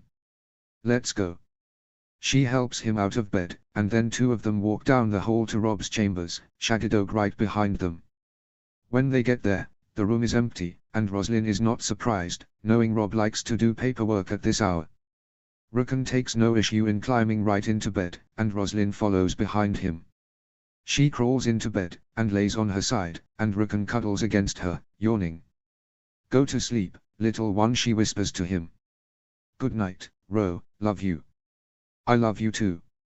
Rukun falls asleep soon after, but Rosalind finds herself wide awake. Her body and mind dreading yet anticipating Rob's arrival. After some time, she hears the door open, and Rob walk in. "Rosalind?" Rob asks, hope filling his voice at seeing her figure in the bed. Rosalind doesn't turn towards him, as she doesn't want to wake Rukun. Rukun wanted to sleep in here tonight, she says. He didn't want to be alone. I couldn't say no to him, so.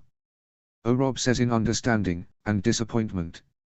Thank you for thinking of Rukun, he clarifies.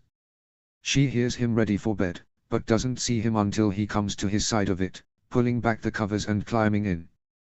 He lays on his side so that he can face her. Why don't you want to be alone with me? Rob whispers. That's not what this is about.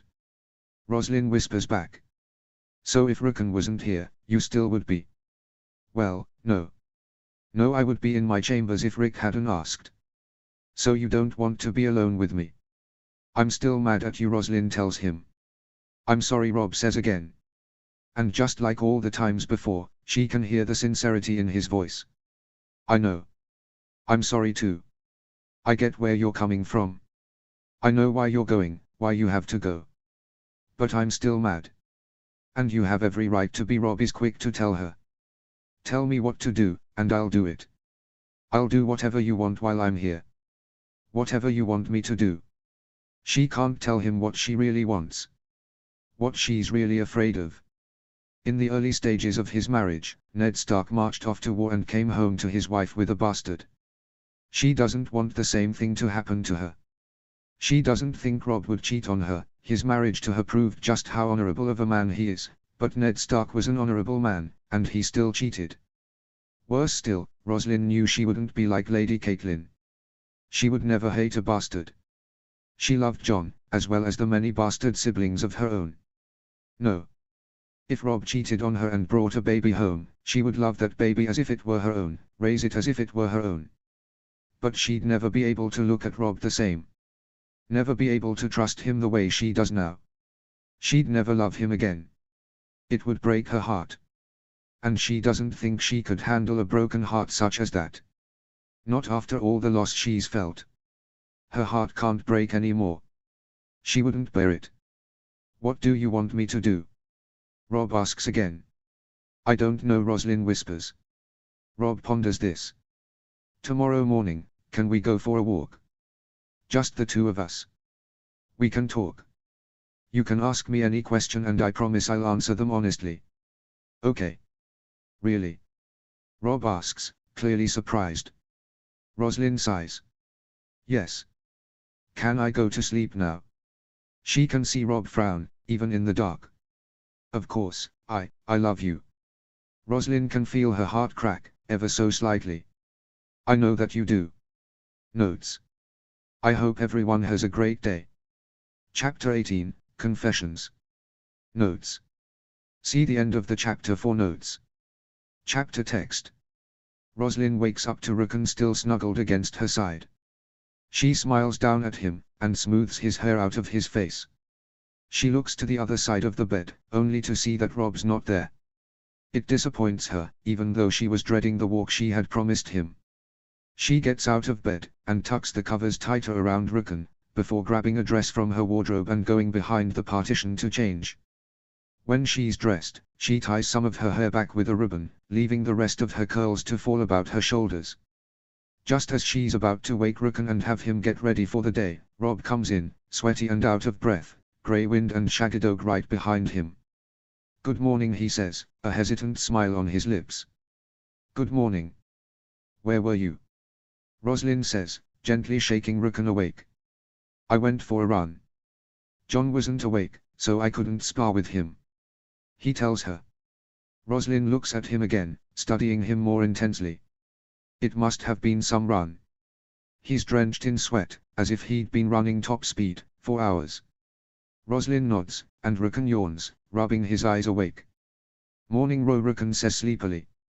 Good morning, Rick, Roslyn coos. Good morning, Rukun. Rob says. Rukun shoots him a look. We're mad at you, Rukun says blatantly. Oh. Rob says sadly. Both of you. Yes.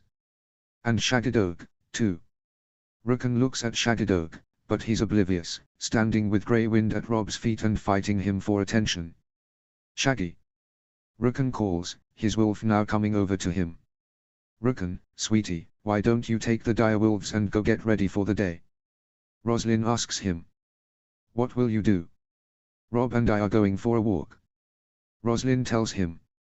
But we're mad at him. Rukun leans in and whispers to her, still loud enough Rob undoubtedly heard. I know, Roslyn whispers back. But he's sorry. He wants to make it up to us. She doesn't want Rukun to stay mad at Rob. It will do more harm than good. Really? Rukun whispers, looking at Rob hopefully. Really, Roslyn confirms. So you don't need to be mad at him anymore. Rukun considers this, and then hops down from the bed and walks over to Rob. Will I be Lord of Winterfell while you're gone, like Bran was? Rob kneels down to be at Rukun's level. Yes. But Theon's going to be acting as Warden of the North, so you can help him make all the big decisions. Rukun smiles. Okay. I'll do you and Father proud. And Bran, too. Rob smiles. I know you will. Rukun calls for the two wolves to follow him, and then runs down the hall to his chambers. Roslyn looks to Rob. I'm going to help him get ready, she says. Clean up, and then come and get me. Yes. I won't be too long. Rob tells her happily. Roslyn nods, and then heads down the hall, hurrying to catch up to Rukun. Rob takes a quick, cold bath, and then dresses for the day. He put on the cornflower blue tunic Roslyn had made him, not bothering to put a doublet over it, as he's still warm from his run. Once he's ready, he walks down the hall to Roslyn's room. When he gets there, Roslyn and Oliver are sitting in two armchairs, chatting and watching as Rukun runs around the room with the wolves. Save the running for outside, huh, Rick? Rob suggests. Rukun stops, and sighs. That's what Roslyn said, too. On that note, Rob looks to Roslyn. Are you ready? He asks, holding out his arm. Roslyn nods and stands up, walking over and lightly threading her arm through his, resting her hand on his bicep. I'll see you later, Rukun. She says. Later, Ro. Rukun calls back. Rob leads her outside, leaving Grey Wind with Rukun. Instead of taking her to the Godswood, or to walk around the grounds, he leads her to the glass gardens, knowing no one will be in it at this hour. Roslyn is quiet the entire walk there, reminding him of how she was when he first met her all those months ago. So quiet he hadn't noticed her until she defended Audrey at dinner. He didn't like it when she was quiet.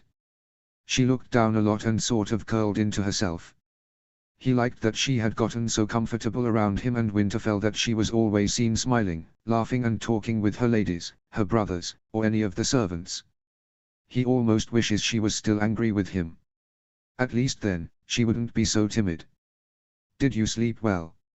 Rob asks, more to break the silence than anything. I slept fine. And you? Not really, no. Oh. I'm sorry to hear that. She lets go of his arm to step closer and examine one of the flower beds.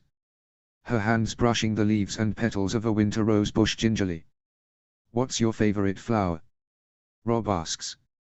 Roslyn laughs.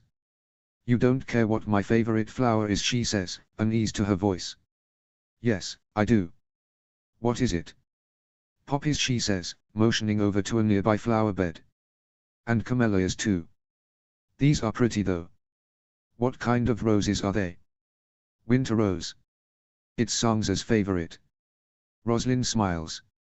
She stands back up. When did you say she and Lord Greyjoy would get here? She asks. 2 weeks. There's a little more leniency, seeing that they're only 3 days away. So they'll be here for Rukun's name day. Rob nods. That's good. It will make him happy. She smiles. And you? Rob asks. What will make you happy? Roslyn finally meets his eyes. Walking over to him, she wraps her arms around his middle, and rests her head to his chest. Rob's arms immediately wrap around her, rubbing comforting circles on her back as she lets out a sob. Promise me you'll come back, she whispers. Rob brings a hand up to her hair, holding her head securely to his chest. I promise. I'll come back and everything will be just as it was, okay? I promise. Everything. Rob pulls back slightly so he can look at her. What are you worried about? I'm worried for you, I'm worried for Jon, I know that. But there's something else. Something you're not telling me. What is it? Rosalind hesitates, and Rob wipes some of her tears away, taking her face in his hands. What is it? He asks again. Rosalind can't bring herself to look him in the eye, instead choosing to stare intently at his chest. I'm worried that you'll be gone a long time. I should be back in time for the birth, he tells her. You still have 4 moons left, right? I should only be gone a little more than 2 months. I'll be cutting it close, considering I'm not leaving for a month, but I should be back in tea. That's not, well, I guess I am a little worried you'll miss the birth.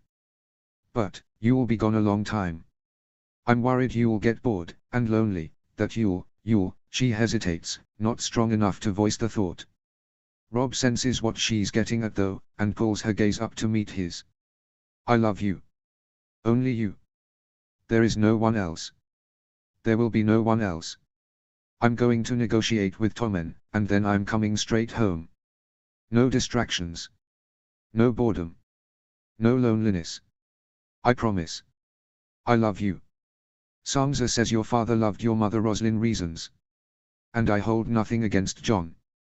And granted, I never met either of your parents, but everyone talks about Ned Stark's honor, and still, he betrayed your mother in the biggest way imaginable. Put her through years of misery and shame. Sansa said your mother would never talk to Jon. Never talk about him, either. That she would catch her crying about it at times. I don't want to be like that. You won't be. Rob tells her. You won't be. I won't give you a reason to be.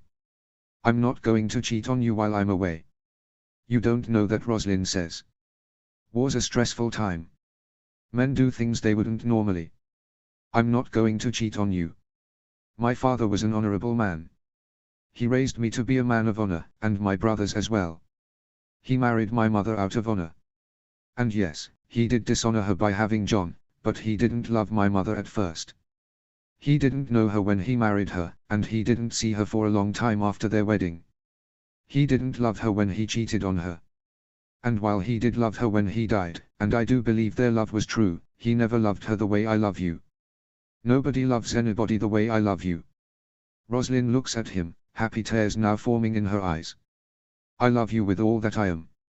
And I promise you, nothing will happen while I'm away. I will come home to you, and whether or not I make it in time for labor, you will have a nice and easy delivery, with you and the baby as healthy as can be. And we will be happy. You. Me. The baby. Rickon. Minnie. The boys. We'll all be happy and everything will be as it should. I promise. He leans his lips towards hers, but hesitates. Rosalind closes the gap and kisses him intently. I'm sorry I was mad, Rosalind tells him. Rob smiles against her lips, kissing her again. I'm sorry I didn't tell you about the plans to go south. I promise from now on I'll tell you everything. Rosalind nods. I'm going to hold you to that, she says, her voice light and happy. Rob kisses her again, until she's in a dizzying haze of happiness and bliss. They rid each other of their clothes and make love amongst the flowers. They then sneak back to their chambers, where Rob calls for a bath, and the two of them take great time to clean themselves, ridding themselves of all the dirt from the garden. And when they finally go their separate ways for the day, both of them having matters to attend to, Rosalind is no longer angry, and Rob is no longer anguished. They are both happy. Just happy. And silently agreeing to make the most of what could very well be their last month together. Notes. Rosalind finally voices her fears in this chapter. Yay for that.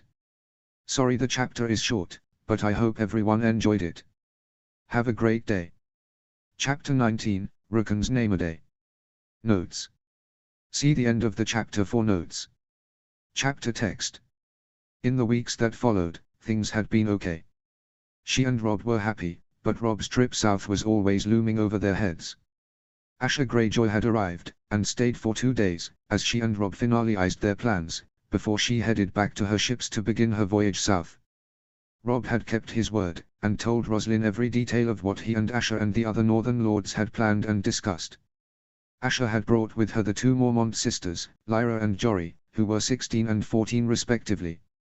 Asha had also brought with her a distant Harlaw cousin of hers, the daughter of her mother, Lady Alanis, cousin. Her name was Helya, and she was to be one of Sangza's ladies, who would return to the Dread Fort with Theon, Sangza, and Jory, when Rob and Asher came back. Theon and Sangza had arrived just the other night, and Rob and Theon had spent the entirety of the day going over everything Theon would need to in Rob's absence. Rukun had spent the day with Oliver, while John, Roslyn, Sangza, and all of their ladies, prepped Rukun's chambers for his birthday surprise the next day. Rukun was going to sleep with Rob and Roslyn tonight, so that all the decorations could be a surprise in the morning.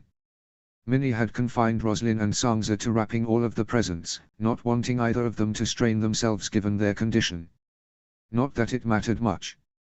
Minnie was making John do all of the heavy lifting, as she had him rearrange the furniture about the room. Jory and Lyra helped him carry some of the larger things, but otherwise they were hanging streamers, while Alice and Helya cut snowflakes out of parchment to be hung from the ceiling. "When did your morning sickness stop?" Sangza asks her good sister, as she wraps the bow Theon had whittled for Rukun. "A little before the end of the first trimester," Roslyn tells her.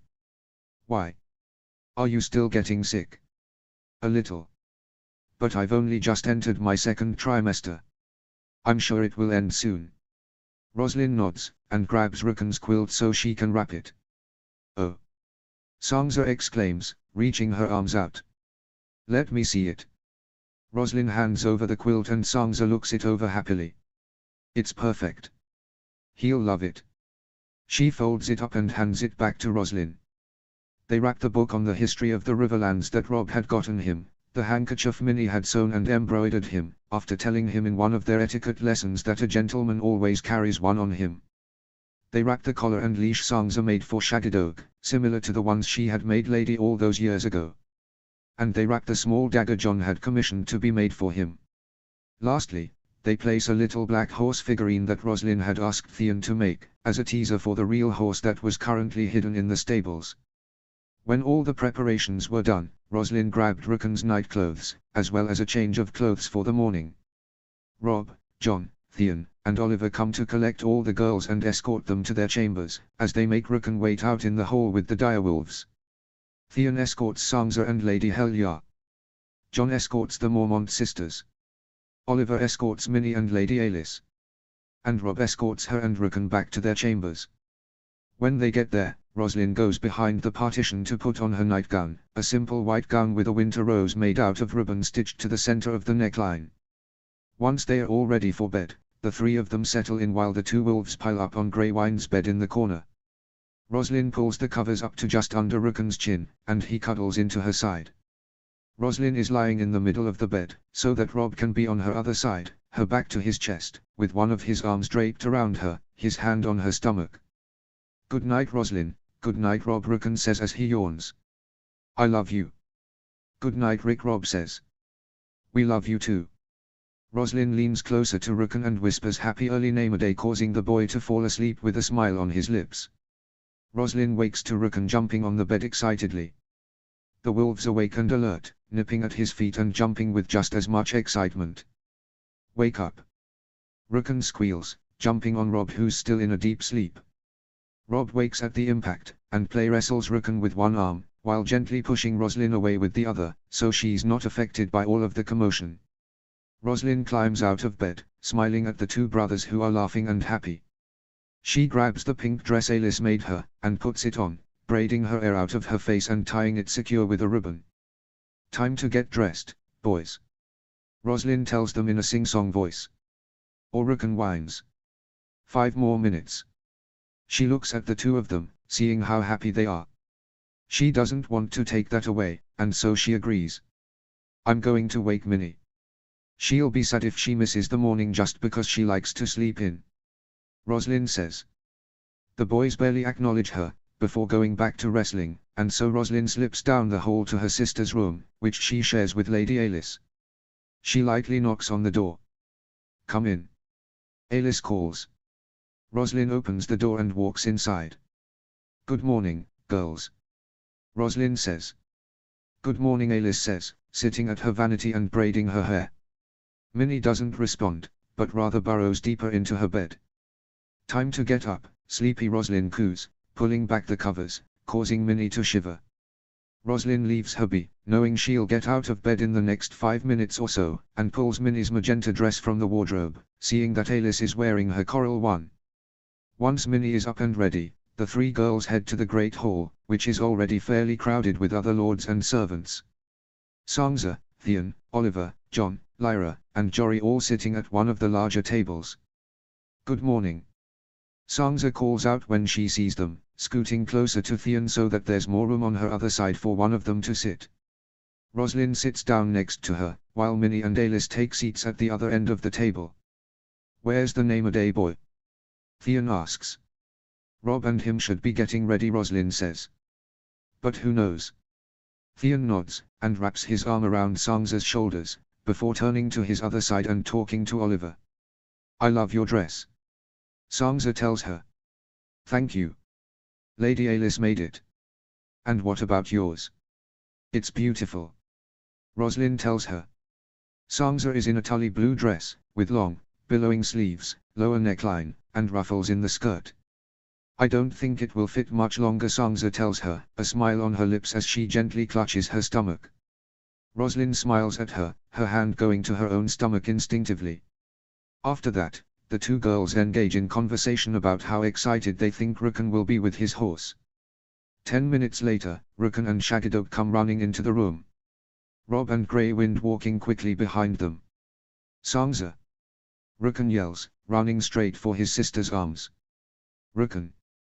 Sansa yells, seemingly forgetting all of her manners. Rukan jumps in her arms and she hugs him in her lap. "It's my name-a-day." Rukan tells her excitedly. "I know." Sansa coos, kissing his head. They eat breakfast, Rukan sitting in between Sansa and Roslyn, and when breakfast is done, everyone hurriedly excuses themselves, except for Robb, Roslyn, Theon, Sansa, and Jon. Rukan tries to sprint for his room, knowing his surprise is in there waiting for him. Sansa makes him walk, and so he takes Sansa's hand and leads the rest of them to his room. Roslyn takes Robb's arm. After a minute of walking, Rukan whispers something to Sansa, and next thing Roslyn knows, the two of them are sprinting down the hall, Shaggydoke running after them. "What are you doing?" Robb calls after them. "Running," Sansa says, between giggles. "Run with us," Rukan calls back.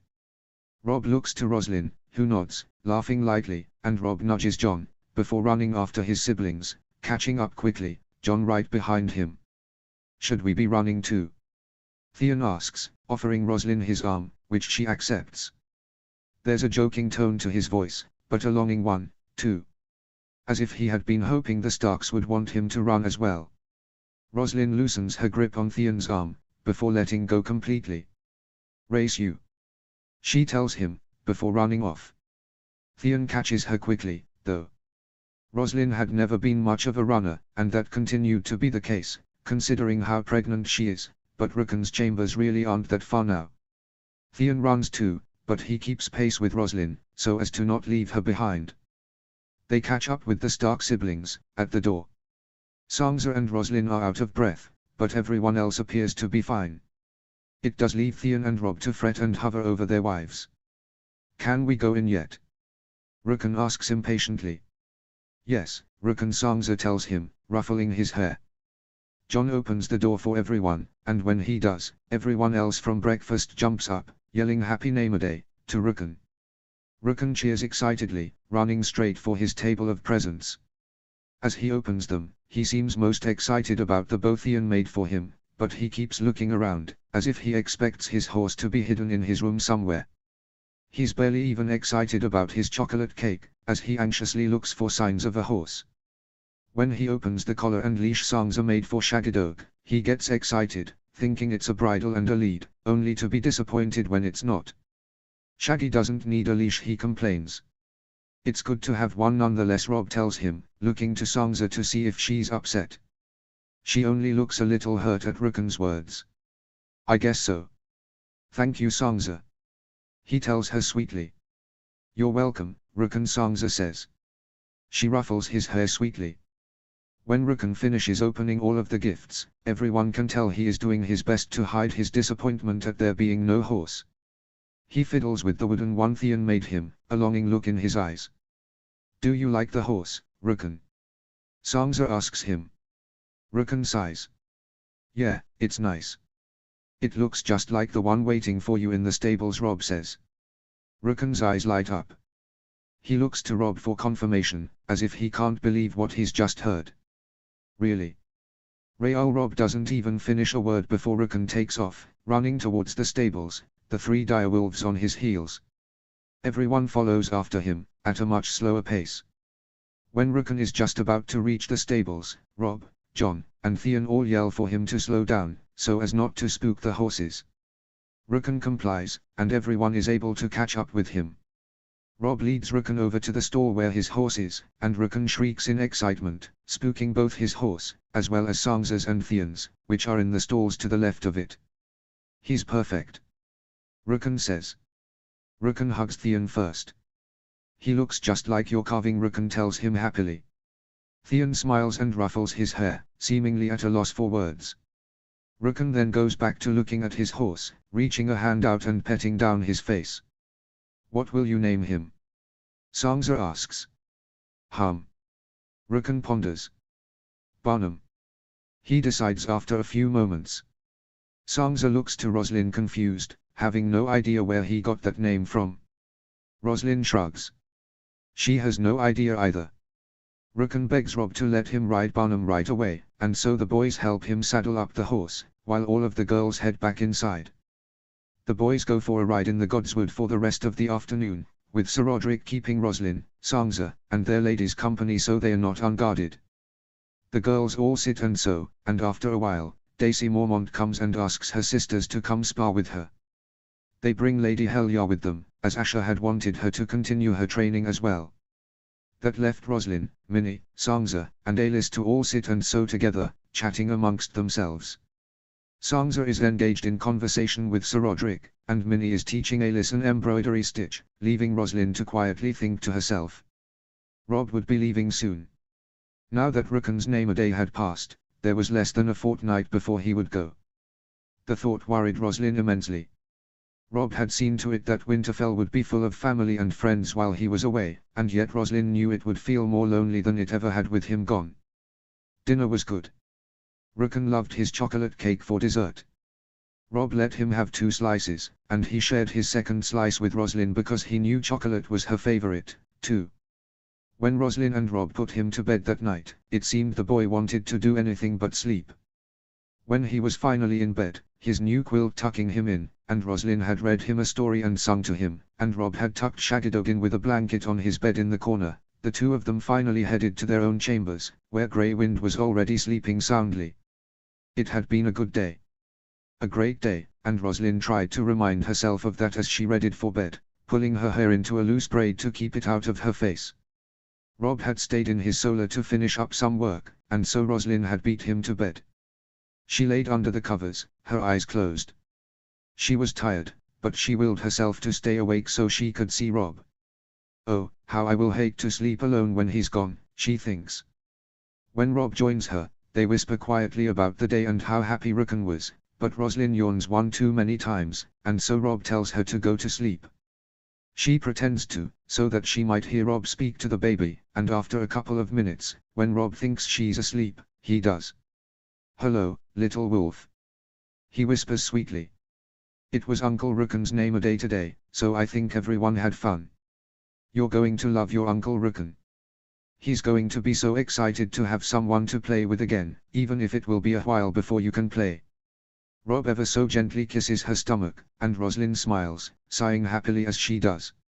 Rob hears her, and looks up. Roslyn knows she's been made. "Roslyn. Shush," she whispers to him.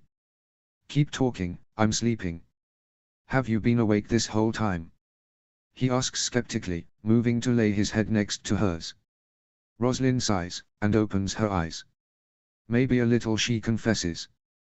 "But I like to hear you talk to the baby, it's sweet." "You've heard me talk before?" Rob asks, turning away from her, embarrassed.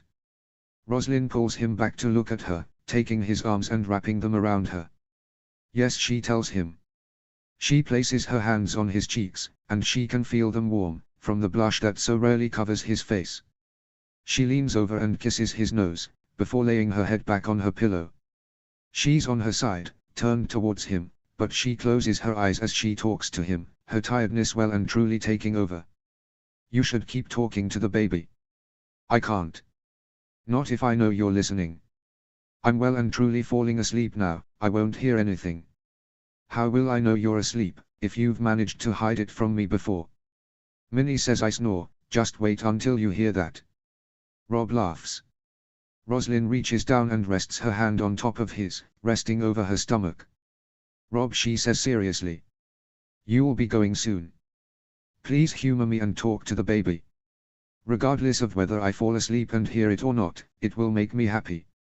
And it will be nice for the baby to know your voice when you come home. Please. She can hear Rob sigh.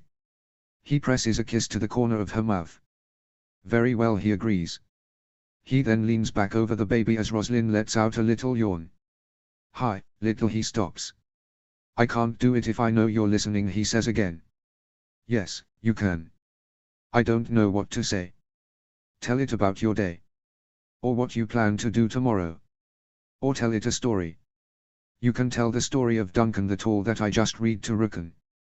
Rob ponders this, and then begins to summarize the story of Duncan the Tall to her little bump.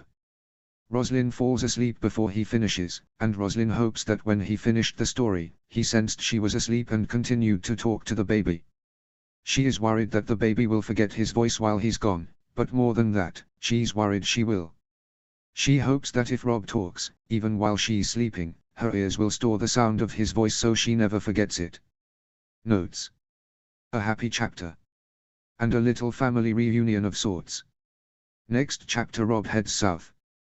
The chapter will mostly be from Roslyn's POV, but I'll be sure to include Rob's POV when he actually gets to the south and begins peaceful negotiations with Tommen. I hope everyone has a great day. Chapter 20, Goodbyes. Notes. Double chapter day. Because, why not? See the end of the chapter for more notes. Chapter text. Roslyn wakes early in the morning that Rob's supposed to leave, to Rob gently shaking her shoulder. What time is it? She asks, suddenly frantic and very alert. She wanted to wake early to spend time with him this morning, and is worried she overslept. It's early. Still night, really, Rob tells her. She follows his gaze out the window, and sees that it is very much still dark outside. Roslyn sits up and he pulls her into lap, hugging her tightly. What time do you plan to leave? She asks, even though she already knows. Rob shakes his head, a silent plea in his eyes. Let's just enjoy the moment, please. I called for a bath not 5 minutes ago. The warm water should be here soon. Roslyn nods and wraps her arms tighter around his neck, before releasing him and climbing out of bed. They take a long bath, barely talking as they are content to be in each other's presence. Roslyn sits with her back to Rob's chest, and tries not to think about how this could be the last time she ever does this. She doesn't want to cry and ruin the moment, and she knows she will if she lets herself think about it. When their bath is finished, they lay together, and when they are finished with that, they both get dressed. Roslyn pulls her hair into the quickest braid she has ever done, so that she can spend as much time as possible with Rob. He's sitting at his desk, looking over his plans for King's Landing, for probably the 20th time in the last 24 hours. When he sees Roslyn standing in the doorway, he smiles. How am I supposed to get anything done? He asks. When you're standing over there looking like that. Roslyn smiles back at him, and then walks over and sits in his lap. She looks out the window, and sees the sun just about to rise, and knows their time is nearly up. Promise me you'll be careful, Roslyn tells him. I'll be fine. I know I'm bringing a lot of men, and prepared battle plans and all, but that's just a precaution. I really do intend to do some peaceful negotiations. Promise me, Rob. Rob's eyes soften. I promise. Rob walks hand in hand with Roslyn as he heads outside, preparing to say goodbye to all of his loved ones. They are the last ones to arrive outside, as Theon, Sansa, Rukun, Minnie, and Oliver all stand outside to say goodbye. The younger Mormont sisters are outside as well, to say goodbye to Daisy, but the other ladies are still inside, asleep, as it is quite early. Rukun is holding Sansa and Theon's hands, a worried look on his face. Rob smiles at him, but that only makes Rukun start to cry. Sansa quickly tries to soothe him. Rob and Roslyn walk over to Minnie and Jon, who are conversing quietly. When they get there, Minnie hands a thick ribbon to Roslyn, taking it out of her pocket, and then grabbing one from her other pocket as well. Roslyn turns to Rob and then begins tying her favor around his arm, as Minnie ties one around Jon's. "This isn't a Tony," Rob says. Roslyn smiles sadly, focusing on the ribbon. "We wish you well nonetheless," Minnie says, looking from Jon to Rob to back to Jon, blushing when she meets Jon's eye. "Thank you, Lady Minissa," Jon says. "I shall wear it with pride." Minnie smiles shyly, her cheeks now a bright red. She curtsies to Jon, and hesitates for a moment, before quickly wrapping her arms around him in a hug. She presses a quick kiss to his cheek. "For luck," she says quickly, before rushing to stand next to Oliver. Rob looks at Roslyn, who is smiling at the interaction that just happened. She looks back to Rob and laughs when she meets his eyes. He laughs, too. Roslyn stands on her tiptoes and kisses his cheek. She then turns to Jon, and kisses his cheek as well. "For luck," she tells Jon jokingly. Jon's face turning red. Jon begins saying his goodbyes, starting with Sansa and Rukun, and so Rob starts his as well. Rob shakes Oliver's hand, saying goodbye as Oliver wishes him luck, and promises to watch over the girls while he's gone.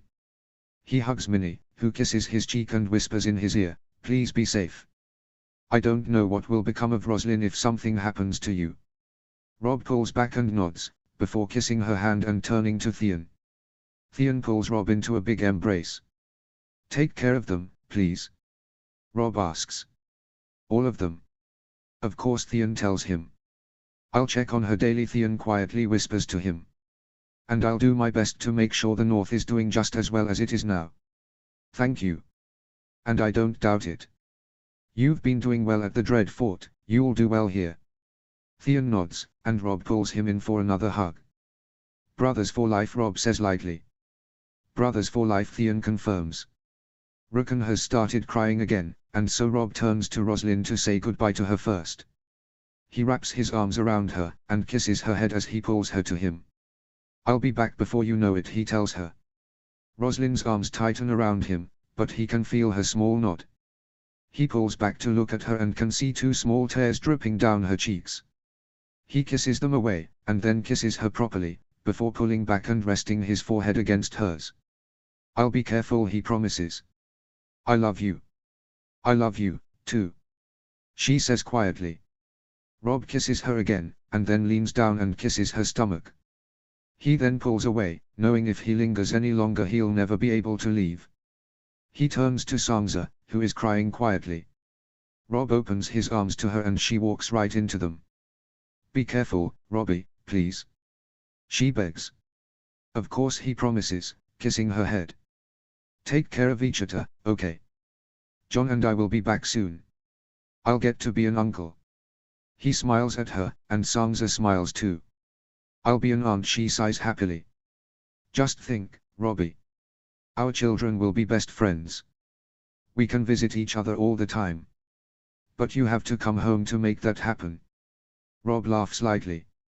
"I will." He then turns to Rukun, who is still crying, and trying to be comforted by Minnie and Roslyn.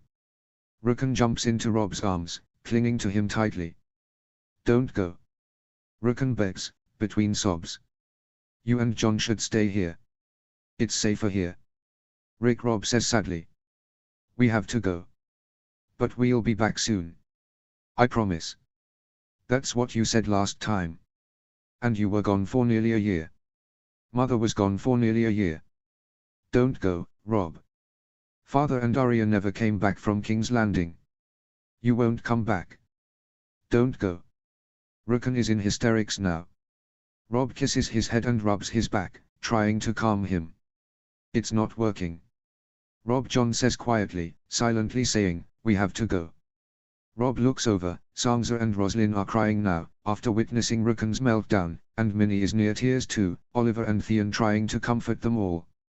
Rob shoots Theon a look and he lets go of Sansa to walk over and pry a crying Rukun from Rob's arms. "No!" Rukun yells, when Theon's got a hold of him. He's screaming, crying, and kicking as Theon struggles to keep a hold of him. The direwolves are starting to rile up, and not knowing what to do, Rob and John jump on their horses and signal for their direwolves to follow them, riding off. Rukun is screaming, Shaggydoag is frantically pacing, Sangza and her are crying, and Minnie and Oliver are doing their best to soothe them as Theon does his best with Rukun. When the boys are far enough away that Rosalind can't make them out from the crowd of soldiers leaving Winterfell on foot and horseback, Theon carries Rukun inside, Shaggydoag closely following them. Rosalind stands there, unsure of what to do. Her tears have stopped but now she just feels empty. Oliver, go to breakfast. Minnie orders. Oliver looks like he wants to protest, but then nods and walks off. Minnie takes both Rosalind and Sangza's hands, and leads them inside. They go to Sangza's room, and drop her off. Minnie telling her to lay down and rest for a while. Then she leads Rosalind to her and Rob's chambers, and the two of them lie down. Rosalind laying on Rob's side of the bed. Minnie undoes Rosalind's braid and plays with her hair, soothing her as Rosalind cries silently. Minutes pass, or perhaps hours. Rosalind's not sure, time feels too frozen to her. There's a light knock at the door, and then Sangza peeks her head in. Can I hang with you guys? She asks. Theon's still with Rukun, and I don't want to be alone. Of course. Minnie says, scooting closer to Rosalind to make more room for Sangza. Sangza crawls into bed and the three girls snuggle up together. I've never seen Rukun that sad, Sangza whispers. He cried when I left Winterfell the first time, but he seemed okay when I left for the Dread Fort. Rosalind is silent, so Minnie speaks up. The circumstances are different, she says honestly. But that's no cause for much worry. Perhaps Rukun was just tired. I'm sure he'll be better at lunch. Sangza nods, but Rosalind's not sure she believes it. She certainly doesn't believe it. They lay there for another hour, when hears another, heavier knock on the door. Lady Rosalind? Theon asks, poking his head in. He walks in when he sees the three of them, carrying a quiet Rukun with him. Perhaps Rukun can join you three. Sangza's face lights up at that, and she reaches her arms out for her brother. Minnie climbs over Rosalind so she can lay on her other side, and Rukun can rest between Rosalind and Sangza. Theon pulls the covers over the four of them, and is about to leave, when Sangza grabs his hand, stopping him. She tugs him closer, and Theon looks to Rosalind for permission, but Rosalind is busy running her hands through Rukun's hair. Minnie nods at him and Theon takes off his shoes, before climbing into bed with them all, wrapping his arms around Sangza. Rosalind lays there silently. Rukun falls asleep, holding both her and Sangza's hands, and she's pretty sure Sangza falls asleep, too, against Theon's chest, but doesn't look over to confirm. More hours pass, but when the clock strikes noon, ringing for the entire room to hear, Theon gets out of bed, helping Sangza out as well. Time for lunch, Theon says. Everyone needs to eat. We skipped breakfast. Rosalind looks to Minnie, asking her to help her. Lady Stark isn't hungry, Minnie says. Perhaps my brother can. I wasn't asking, Theon says a little too harshly. He softens his voice before speaking again. She can't lay in bed all day. It's not good for her, or the baby. Besides, even if she's not hungry, I know the baby is. Both babies are, he says, looking at Sangza at the last part. Minnie climbs out of bed, and pulls Rosalind out as well. Theon carries Rukun with one arm, and wraps the other around Sangza, leading them to the Great Hall, with Minnie pulling Rosalind behind them. Shaggydoag is waiting right outside the door and quickly follows after them, too. Try as she might, Minnie can't get Rosalind to talk at all during lunch. Barely can get her to eat anything, either. Oliver and all of Rosalind and Sangza's ladies have joined them, and so conversation isn't lacking, nor needing Rosalind to contribute, but even Sangza and Rukun are interjecting now and then. Sangza seems to not have an appetite either, but eats when Theon brings the spoon to her lips. Minnie is not having the same luck with Rosalind. She barely gets her to eat 3 bites. When lunch is done, Rosalind goes back to her room to lie down, which is fine. It has been an emotionally draining morning, and Rosalind had already cleared her schedule, so she had nothing planned for the day. Theon took Rukun with him to meet with the lords, and Sangza had gone with Rosalind to lay in bed. Minnie and Alis sat at the desk in Minnie's room, trying to rework all the sleeping arrangements. A task Rosalind had been planning to do, but hadn't gotten around to it. Minnie had a feeling that she wouldn't any time soon. Winterfell was a big castle, but it didn't make sense for everyone to have their own room. Roslyn had figured if she mapped it all out and grouped some people together, they could save funds and space.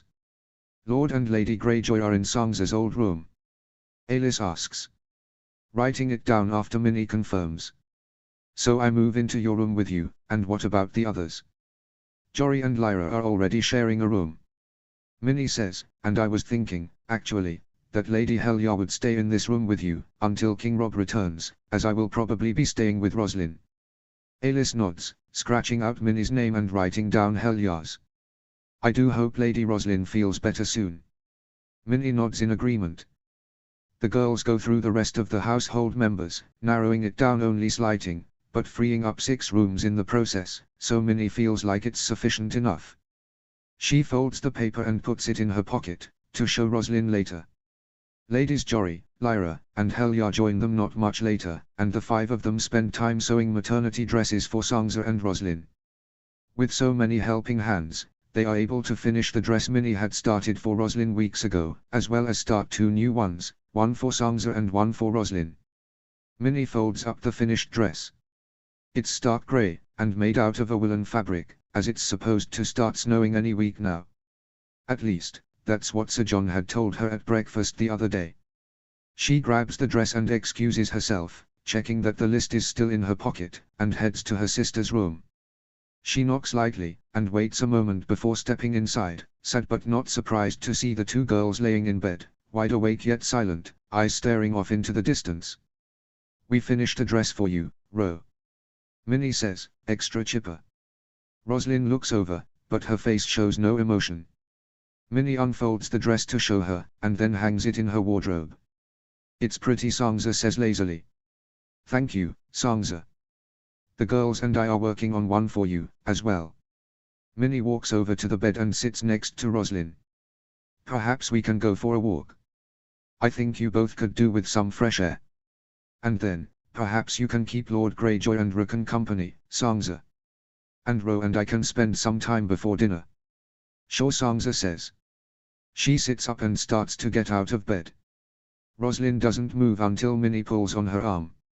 She gets out of bed, but her moves are very rigid, almost mechanical. The girls all put on cloaks, but Minnie doesn't bother asking Oliver to accompany them, because she only plans for them to do a couple of laps around the grounds. The walk is quick and quiet, but both girls seem to benefit from the fresh air, Sansa especially. When they are done with the walk, Sansa runs off to find Theon and Rickon, and Minnie leads Roslyn back inside. She sits Roslyn at her vanity, and puts her hair into a fresh plait. That's pretty, Minnie says, motioning to a sapphire necklace laying on the vanity. Roslyn looks at it, and then takes it in her hands, smiling for the first time since this morning. Robb gave it to me, she says quietly. Minnie smiles. Will you put it on? Roslyn asks. Minnie nods and takes the necklace from her, clasping it around her neck. When the necklace is on, Roslyn inspects herself in the mirror. Alis and I made a list for room assignments, if you want to look at it. Oh. I forgot about that. I'm sure it's fine. You can give it to Maester Lewin in the morning. Or at dinner. Minnie nods. Do you want to go to the library after dinner? And look for books? You'll have much more time to read now. And I know you miss it. It will be a good way to preoccupy the mind. Sure, Min. We can go after dinner. Roslyn says, but she sounds more like she's trying to please Minnie, and not like she actually cares to look for a book. Minnie bites her lip worriedly. She's worried her sister is turning into her old, quiet, submissive self. The one who only spoke unless spoken to, unless she was talking to her or Audrey. The one who was seen and not heard. Minnie liked the new version of her sister much better. The one who smiled and laughed all the time. Who was opinionated and talkative, while still kind and caring. Minnie knew that Robb was to thank for the new version of her sister, but she hadn't thought that Robb being gone for only a day would take her away. Theon comes to collect them for dinner, and once again, it is a struggle to get Roslyn to eat. When dinner is done, they go to the library, but only for a minute as Roslyn grabs the first book she sees and leaves. With Sansa here, Roslyn has been letting her put Rukun to bed, and so the two girls just head back to Rob and Roslyn's chambers in silence. The one good thing is that Roslyn does seem to be intently reading, and so Minnie is careful not to disturb her. She had been sewing in the candlelight, but her eyes had begun to feel strained, and so Minnie sat at Roslyn's desk to write a letter. She wanted to write to Rob, but didn't want him to worry, and so she decided to write to John instead, knowing he could pass necessary news to Rob. Dear Sir John, I hope this letter finds you well. I'm writing this on the first night of your journey, so I can't imagine too much has happened, but still, I hope all is well. How does the king seem to be doing? Again, I know it may be early to tell, but I do worry for him. I worry for you as well. Selfishly, however, I worry most for my sister, who has been nearly catatonic in our king's absence. I must confess, I don't know what to do. I've never seen her as such. Lord Greyjoy asked me about her after dinner, so I know I'm not the only one who has noticed it. It might just be the freshness of it all, so please do not tell His Grace of her just yet, but perhaps you can ask him, in as subtle a way as possible, how she seemed before he left. I worry if something happened between them. Rukun has calmed down considerably. He was back to his normal self by dinner tonight. And Lord and Lady Greyjoy read to him, so he was happy about that. Lady Greyjoy is doing well, too. She was abed all morning, but very active in the afternoon. I think it helps that she's in her family home, and that her husband is with her. And Rukun, too. It helps to have someone to take care of, I suppose. Someone who depends on you, so you need to be strong. Roslyn has that, with the baby. I just don't think she's realized that, yet. I do hope she realizes it soon. Lastly, how are you? I do hope you are well. It must be nice to be with your brother. You have each other to depend on. I will continue to write you updates, but understand if you are unable to write back to me. Your friend, Minissa Free. Notes.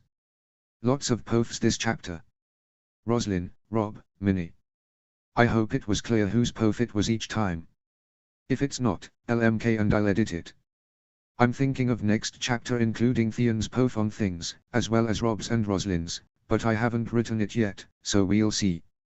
Chapter 21, Negotiations. Notes.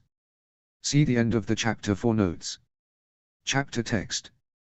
Theon wasn't sure what to do. Rob had left nearly a week ago, and while there hadn't been any word from him, he wasn't too concerned about that. He expected word to come any day. He wasn't even worried for Winterfell. He had been managing things quite proficiently with the help of Maester Lewin. He was worried for Roslyn. Sansa and Rukun seemed to be doing much better in the days that passed. Sansa spent her days sewing and socializing with all of hers and Roslyn's ladies. She spent her evenings with Theon and Rukun, happy to be with her little brother once more, and happy to have Theon at her side. Theon knew this, because she told him often how happy she was that he was here. Theon was happy, too, but he also wasn't. He had felt that his place was beside Rob and Asher, going with them and Jon to make negotiations and possibly go to battle if that's what it led to. But Rob had asked Theon to be Warden of the North, and Theon couldn't say no to him, not with Rob as his king. He supposes he should be flattered that Rob asked him instead of Jon, or any of the other Northern Lords, but Theon guessed it had more to do with keeping Sansa happy, knowing she wouldn't want him in harm's way. At the end of the day, there was nothing he could do about it, so he tried to let it go. That had been something Theon had been working on lately. To not hold resentment towards things out of his control. He was making progress. Slowly, but still. Everyone seemed to be making progress in this new arrangement except for his good sister. She stayed bedridden every day. Her sister would stay with her, and Maester Lewin would often come to her chambers in the morning so they could sort out whatever needed to be sorted, and Minnie and Sansa would help with any decision Roslyn would need to make, but it was like Roslyn wasn't there. She was a ghost of herself, and even Theon, who barely knew her, could see as much. He had kept his promise to Rob and checked on her every day. He would always come to escort her and her sister to dinner. But Minnie would give him the same worried look each time, and so Theon was at a loss for what to do. The truth was, he had made more than one promise to Rob. He had promised to take care of everyone. Roslyn, Sansa, Rukun, The North. Everyone.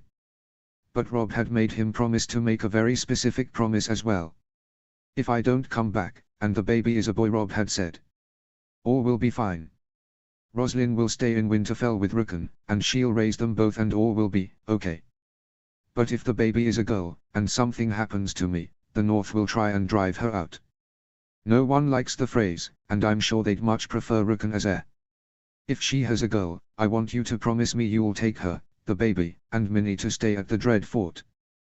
The girls can be Sansa's ladies, and my child can grow up with her cousin. Roslyn will be safer there. Don't let her go back to the twins. She hates the twins. Theon had been so overwhelmed that he hadn't known what to say.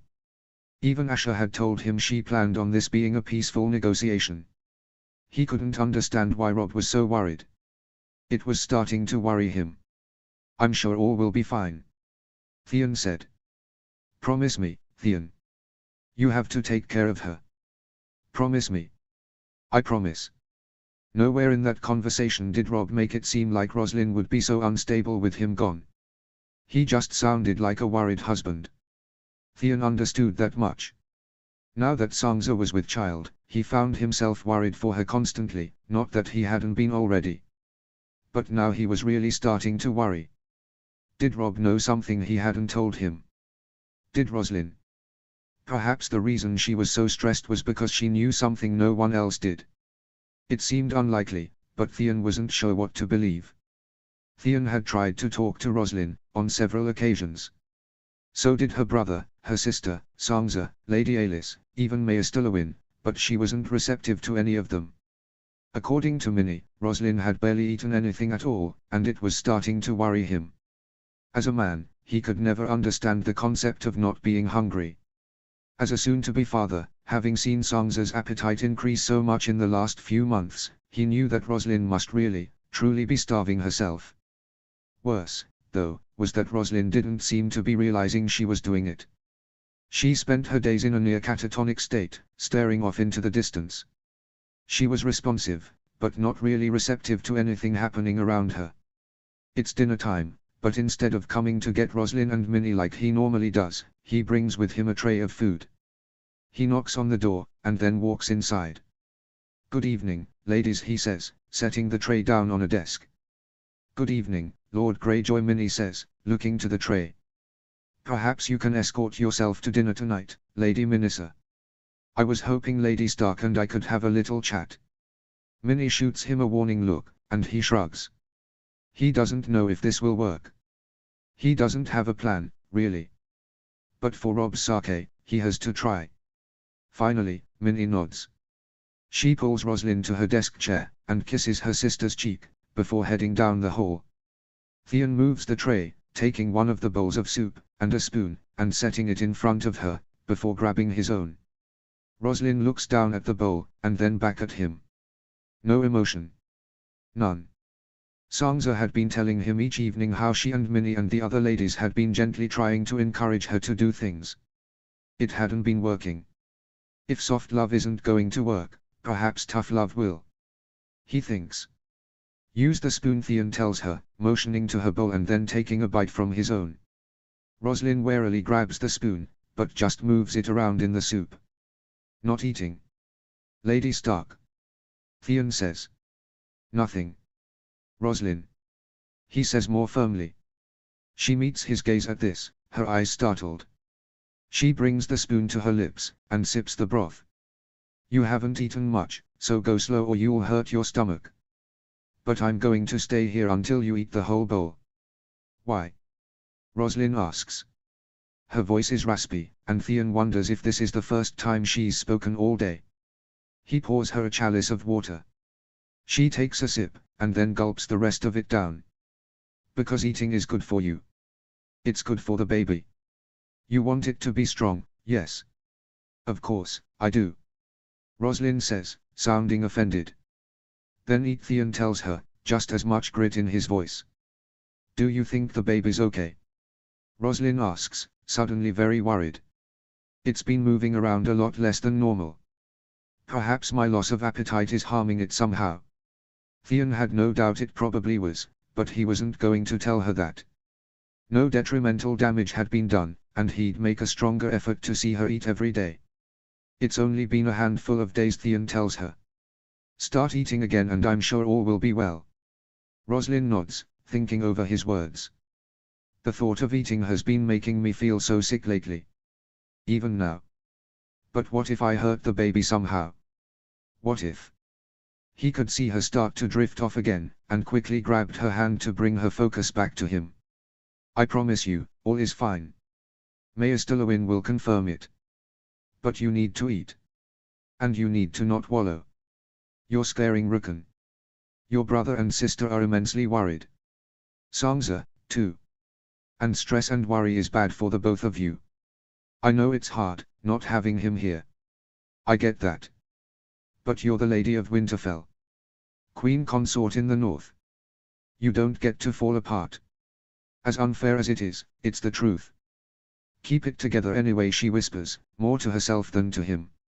As if she's remembering something. Theon nods, and lets go of her hand. Take another bite. She does. And then another one after that. I hadn't meant to worry anyone. I'm sorry. I'll do better. Theon smiles at her. It's not your fault. And it will take time. Baby steps. Go for a walk after dinner with your sister. Meet with Mayor Stillowin tomorrow to go through your meetings. You and Sansa can start decorating the nursery. Just take it one thing at a time, and the pain will lessen. Roslyn nods. Can I put Rukun to bed tonight? I know you and Sansa have been, but... You can. Sansa won't mind. Rukun won't either. He'll be thrilled, actually. Roslyn smiles, or at least she tries to. Theon's just glad her expression is no longer blank. Robb and Asher rode at the front of the troops, Jon not far behind them, as they approached the Red Keep. The two of them climb down from the horses, and are greeted by the young King Tommen. His uncles Jaime and Tyrion standing at his either side. Your Graces, Tommen says, his voice sweet. Asher nods to him. Robb does the same. Perhaps we could go inside and talk negotiations. Tyrion suggests.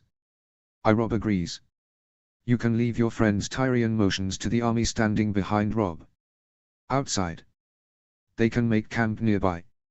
Robb nods, but motions for Jon to come join them before dismissing his troops. Tyrion leads them inside, to the Hand's Tower. The one his father used to live in. Robb thought he would be uncomfortable, but it's almost like he can feel his father with him. It gives him strength. Tyrion straightens. I was sorry to hear about your brother, Bran. He didn't. I was sorry to hear about your sister. Robb interrupts. No offense, my lord, but I've been traveling a long time.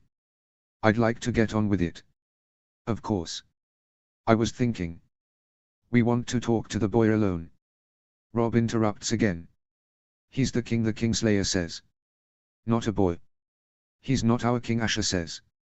Robb shoots her a look. Nevertheless, Robb speaks up. We just want to talk. Queen Asher, King Tommen, and I. The three remaining rulers in Westeros. A peaceful negotiation. As promised. We are not so stupid as to leave him alone with the king who never lost a battle and up until recently had been trying to kill his brother. I mean no harm. Robb says honestly. I will leave all weapons outside. Asher will as well. You, Kingslayer, and my brother Jon, can stand guard outside the door and come inside if you hear commotion. But I want to speak to the king. Not to his uncles. The Kingslayer looks ready to draw his sword, but Tyrion seems to consider it. He nods, and he leads his brother and Jon out of the room, closing the door behind them. Robb motions for Tommen to take a seat. He and Asher do as well. Our deal is a simple one. Robb says. The North and the Iron Islands remain independent kingdoms, and you can be ruler of the other 5. We'll offer you our full support. Tommen seems shocked at this. He considers his words carefully, before speaking. You accused my brother of being a bastard. How do I know you won't do the same to me? Robb winces. He had accused all 3 Baratheon children of being bastards. He figured they all were. But Tommen was nothing like his brother. He would be a just and fair king. And he would do well, under proper guidance. Your brother was cruel. He accused my father of treason, and he harmed my sisters. I hold no sympathy towards him or any of my actions against him. But you are not your brother. And as such, I will never speak of the illegitimate rumors ever again. Of you or your sister. I will swear in an alliance with you, but only if the North remains independent. You don't want to be king. Not of Westeros. The North is enough for me. I was only marching south the first time on my family's honor. But my father is gone and my sister has since been returned to me. And the people who caused all this hardship on my family are gone now. I have no malicious intent. And you?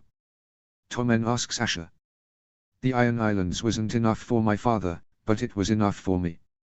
I was able to take Deepwood Motte, but not Winterfell, and in that time, I realized I have no desire to rule the Greenlands. I gave the Motte back, and will give up my father's pursuit of Westeros, if you give up your pursuit of the Iron Islands. And we would be in an alliance. Tommen asks both of them. Yes, Robb says. A peaceful alliance. We will work together when we need to. But as long as none of the three of us make any stupid decisions, we will keep out of each other's way. Could I send for my sister to come home? Tommen asks excitedly. Or is that a stupid decision? You could do what you want. But I would ask your uncles about that. I don't know much about the Dornish. Tommen nods. We would like to help you assemble a small council, of which Robb and I would be members of from a distance, so that we have some input in who helps you rule the 5 kingdoms. But once that's established, we will be on our way. After a little more discussion, they allow Tyrion, the Kingslayer, and Jon to come back in, let them know of their mutual decision, and then call in what remains of Tommen's small council to discuss things further. Robb's surprised at how easy things are falling into place. When talk of the small council has finished, Tommen comes up with an odd idea. Kind in sentiment, but Robb doesn't like it. Perhaps we could exchange a member of each of our Kingsguard. Queen Asha doesn't have a Queensguard, but if you and I were to each exchange a knight, wouldn't it show great loyalty? That is a novel idea, dear nephew, but perhaps. I'll do it. Jon speaks up, surprising everyone. Now that everyone's eyes are on him, he composes himself before continuing. I'd be honored to join your Kingsguard, King Tommen. In exchange for. Sir Podrick Payne. Tyrion points to the man who is clearly more squire than knight. Well, soon to be Sir Payne. Tommen smiles at his idea being taken seriously, and Robb has to swallow his protests. As they make their way to dinner, Robb pulls Jon aside. What the hell was that? Robb questions. We still don't know if we can trust them. It will be good to have a man on the inside. Who do you trust better than me? Jon asks, making a good point. It's for life. You'd never get to go back to Winterfell. You don't know that. You said it yourself, Tommen will be a fair king. But. I've made up my mind, brother. Let me do this. Robb sighs. Okay. After saying goodbye to Jon and Tommen, and parting ways with Asher, Robb heads to Littlefinger's brothel. He would have liked to head straight home, but Baelish had insisted, and being that he was a lifelong friend of his mother's, Robb had agreed to go. When he got there, he was immediately surrounded by several women, but he paid them no mind. Littlefinger Robb greets. What can I do for you? The question, Lord Stark, is what can I do for you? What do you mean? Robb asks skeptically. I'm growing tired of my role as Master of Coin, and was thinking, perhaps, you may need a Master of Whispers in Winterfell. I do miss your sweet sister. Sansa was a dear friend of mine, as good as your mother was. I was oh so sorry to hear of her fate. Such terrible men, the Boltons are. Robb doesn't like where this conversation is headed, and tries to think of a way to end it. I am in no need of a Master of Whispers, Robb says, lying and saying that he already has one. He has spies, but no Master of Whispers. And Sansa is no longer at Winterfell, having married Theon Greyjoy. They are expecting their first child. Littlefinger makes a face at that, but is quick to hide it. Do extend my felicitations. Greyjoy was your family's ward, yes? Robb nods. He's Lord of the Dreadfort, now. And Sangza. Is she, he pauses, happy? My sister, Lady Greyjoy, has been thriving in her time back north. Sangza was always meant to be in the north. Sangza? One of the women asks. Robb looks at her, realizing she looks more girl than woman, really. She's not one of the whores, just a serving girl. Robb can tell as much by her outfit. There's something familiar about her, but he can't place it. Is she here? Another moment passes, and Robb is able to place her. Jeyne Poole. The daughter of Winterfell's old steward, and Sangza's best friend. Lady Jeyne, Robb says, surprised. What are you doing here? Jeyne looks at Littlefinger, a scared look on her face. I have been employing Lady Jeyne here since the Lannisters attacked and arrested your father. To keep her out of harm's way. As a favor to my dear friend, Sangza. And does Sangza know she was here? Unfortunately, I was never able to bring it up. So she's been here. This whole time. The maiden has remained untouched. I was going to bring Lady Jeyne with Sangza and I when we left King's Landing, but alas, she left without me. Robb schools his emotions. Sangza never mentioned any plans of escaping with Baelish. He'll have to ask her when he's back. He turns to Jeyne. How would you like to come back to Winterfell with me? Sangza's there now, with the rest of my family. Jeyne's eyes light up, and for a moment, the look in her eyes reminds him of Sangza. I'd like that very much. She says. Well then, let's be on our way. He offers Jeyne his arm, and then shoots Littlefinger a cold look, before heading outside. Notes. This chapter will probably upset some people, as I don't go too in-depth into the negotiations, and they are probably not too sound, but how Westeros is ruled is not as important to me as the Robb/Roslin plotline of it all. Also, well, we lose Jon, but I had been planning this the whole time, so there's not much I can do. I do have plans for a Jon short story to be posted when this one is completed, so that will fix some things. That being said, I hope everyone is enjoying the story overall. I do promise that everything will be happy in the end. All the characters will get their happy ending. Chapter 22, Her Stark Men. Notes. See the end of the chapter for notes. Chapter text. Months had passed and Robb was to be back any day now. When Theon had first gotten the Raven and read it to them all, talking of the peaceful negotiation and subsequent alliance between the Iron Islands, the North, and the Five Kingdoms, Roslin had felt nothing but relief. But then, Theon kept reading, and everyone seemed shocked at Jon's decision to stay south as a member of Tommen's Kingsguard. Roslin looked at Minnie as Theon said this, but Minnie showed no more reaction than Lady Alis. She seemed sad, but not heartbroken. Roslin was sad that Minnie had never realized her feelings for Jon, but perhaps it was better that way. Who knows when they would see Jon again? Roslin was saddened that Jon wouldn't be coming home, but was beyond thrilled that Robb would be. He had written to her about 4 times while he was away, assuring her that everything was fine and asking about her and the baby. Roslin had been doing much better. She was eating like normal and was no longer bedridden. Maester Lewin assured her that everything was fine, and so Roslin felt completely at ease. Well, as at ease as she could be with her husband away. Each morning, she would spend time with Sangza and all the ladies. They'd sew and embroider and chat amongst themselves. Then she'd meet with Maester Lewin and go through whatever matters needed to be attended that day. When those were done, she'd pray in the Godswood, before getting ready for dinner. After dinner, Roslin, Sangza, Theon, and Rickon would go for a walk with Shaggydoag. Then, she, Sangza, and Theon would all put Rickon to bed, taking turns each night on who would read to him. Roslin would then go to her chambers, and would sit in bed and read, while Minnie sat beside her and would knit. She had finished Roslin's baby blanket, a light blue with a navy trim, and a white ribbon threaded through the edges of the blue and navy. Now she was working on Sangza's baby blanket. It was to be the same design as Roslin's, but with pale blue, cream, and a pink ribbon. They didn't know if the baby was a girl or not, but Minnie planned to switch out the ribbon with a different color if need be.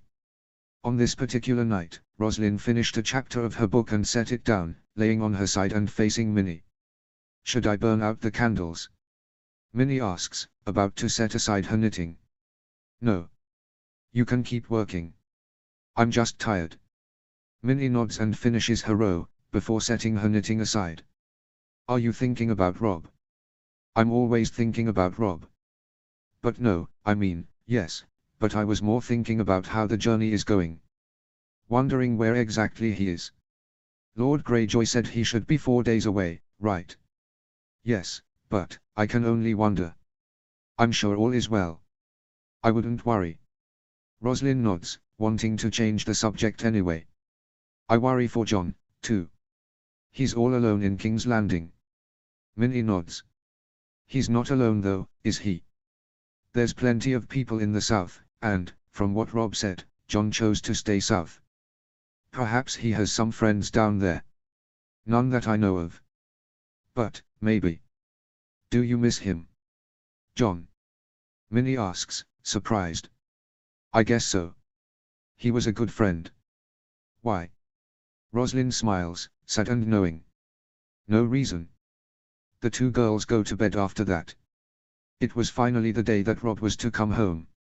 He had said he should arrive around midday, so for lunch, Roslyn had the kitchens prepare a picnic for her and her ladies and Theon, Rickon, and Oliver to all enjoy outside. It was cold and snowing outside, but the sun was shining and everyone was warm with happiness. He's back. Rickon yells, as Shaggydog perks up and starts running toward the gate. Rickon runs after him, and Oliver follows behind to make sure they stay out of trouble.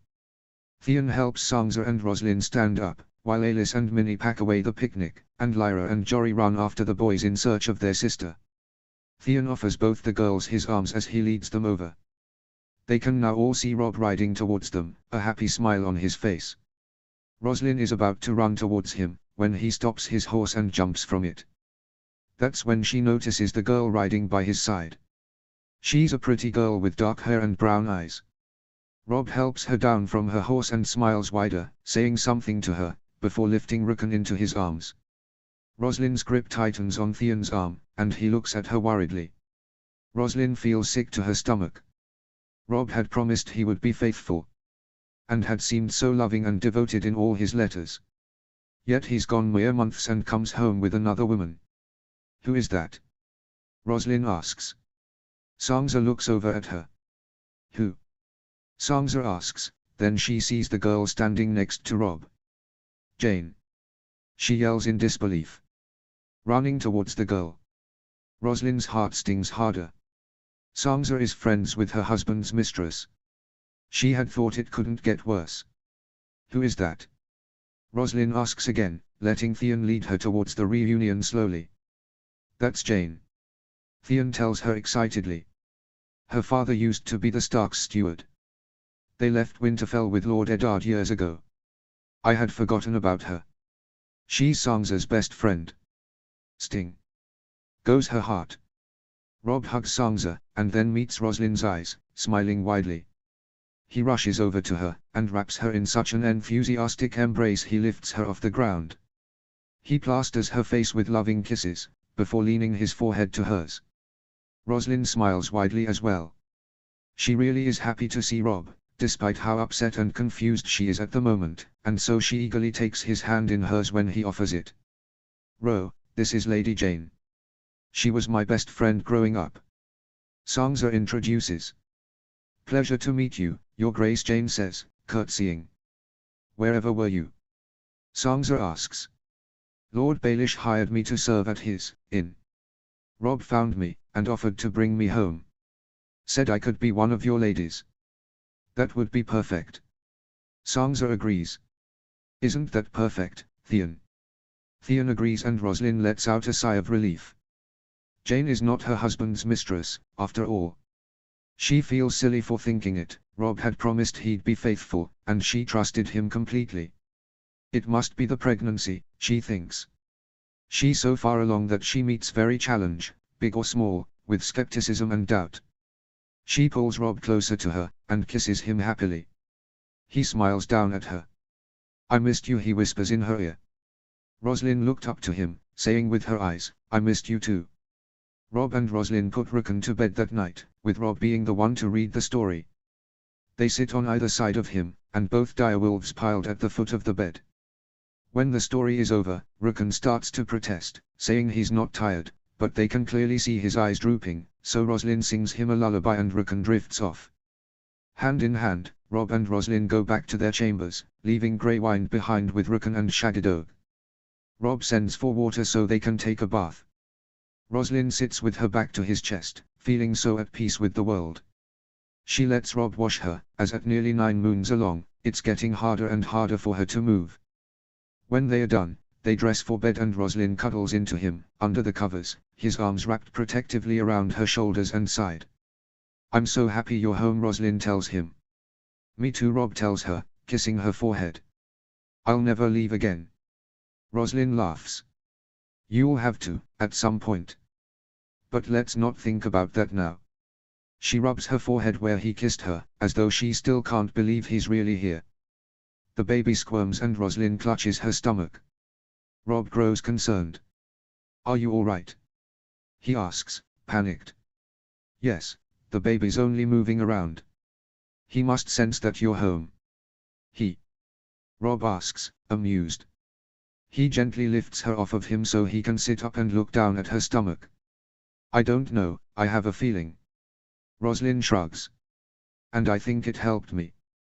To picture the baby as a miniature version of you. To think that I'd always have a piece of you with me. I'm glad. Rob smiles. I still think it's a girl, though. I guess we'll just have to wait and see. Roslyn says giddily. Just think. In a month we'll have a little prince or princess. Rob laughs happily. He kisses her stomach. I can't wait.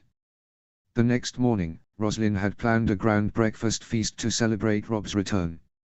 All the lords and their families, those of which were in Winterfell, were in attendance, before they headed to their homes later that morning. She's sitting at the table, between Rob and Minnie, chatting with her sister about Rukun's lessons for the day, when all of the sudden, there is a cramp in stomach. She clutches her belly, and tries to take a deep breath. What's wrong? Rob and Minnie both ask worriedly. Nothing, Roslyn says. I don't think. The baby is just moving strangely. She clutches her stomach until the pain subsides after a few more moments. Are you sure? Rob asks. He flags Mayor Stillowin over from the other end of the Great Hall. Mayor Stillowin comes over quickly. What can I do for you, your graces? I think she's in labor, Rob says. No. Roslyn nearly screams. It's too early. I'm not due for weeks. Babies come early, Minnie tries to soothe. But not the first baby, Roslyn protests. She turns towards Mayor Stillowin. That's what you said, right? The first baby takes the longest. Mayor Tybalt said so, too. Mayor Stillowin nods.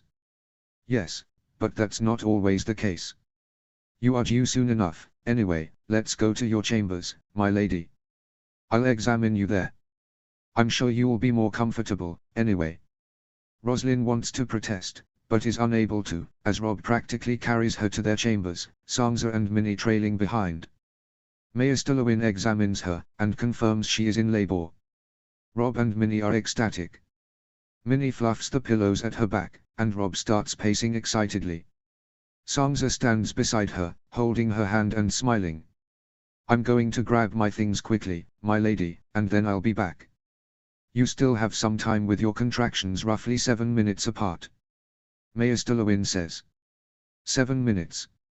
Sansa asks, surprised. I thought when labor started the pains were much further apart. They are. I imagine the pains started much earlier this morning and Lady Stark didn't say anything. Everyone turns to look at Roslyn expectantly, and she blushes. They started around 4 o'clock this morning, Roslyn says quietly. Minnie gasps. That was hours ago. I thought it was false labor. I had similar pains not 3 days ago. You did? Sansa and Rob ask at the same time. Roslyn looks down at her stomach, embarrassed slightly. Never mind that, Mayor Stillowin says. You get nice and settled, my lady, I'll be back in a few minutes. All will be well. Roslyn nods and Mayor Stillowin leaves the room. An hour later, she's still not progressed enough, and so she's sitting in bed as Rob rubs her feet, and Minnie rubs her shoulders, while Sansa and Mayor Stillowin quietly talk. There's a knock at the door, and then Oliver, Theon, Rookon, Shaggydoke and Greywind peek their heads in. Can we come in? Oliver asks. Roslin nods, and then they walk in, Rookon rushing to her side. How are you feeling, Ro? Rookon asks, as he holds out a bouquet of wildflowers towards her. Roslin smiles. I'm okay, Rick. Thank you, sweetie. Minnie takes the flowers, and looks around the room for a vase. A contraction comes and Roslin reaches for Rob's hand to squeeze. He quickly offers it to her and moves to sit at her side. Mayor Stillowin looks over at them. That's 3 minutes, Your Grace, I need to check and see if it's time to push. Rob nods and helps Roslin to adjust her sitting position. Theon Sangza says pointedly. He looks to her, and then around the room. Rookon Theon says. Let's round up the wolves and give them some privacy. Rookon makes a pouting face, but follows after Theon. I should probably go, too. Oliver says. He leans down and kisses Roslin's forehead. I'll see you soon, Ro. Roslin doesn't want him to leave, but doesn't know how to ask him to stay. It's probably not proper, to have her brother in the room. So instead she nods and smiles up at him. Now that there's only the 5 of them in the room, it feels entirely too quiet to Roslin's ears. It's nearly time, Your Grace, are you ready to push? Lewin asks. Roslin takes a deep breath, and then panics. No, she gasps.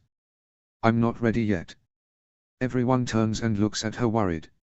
Rob says sweetly. Everything will be fine.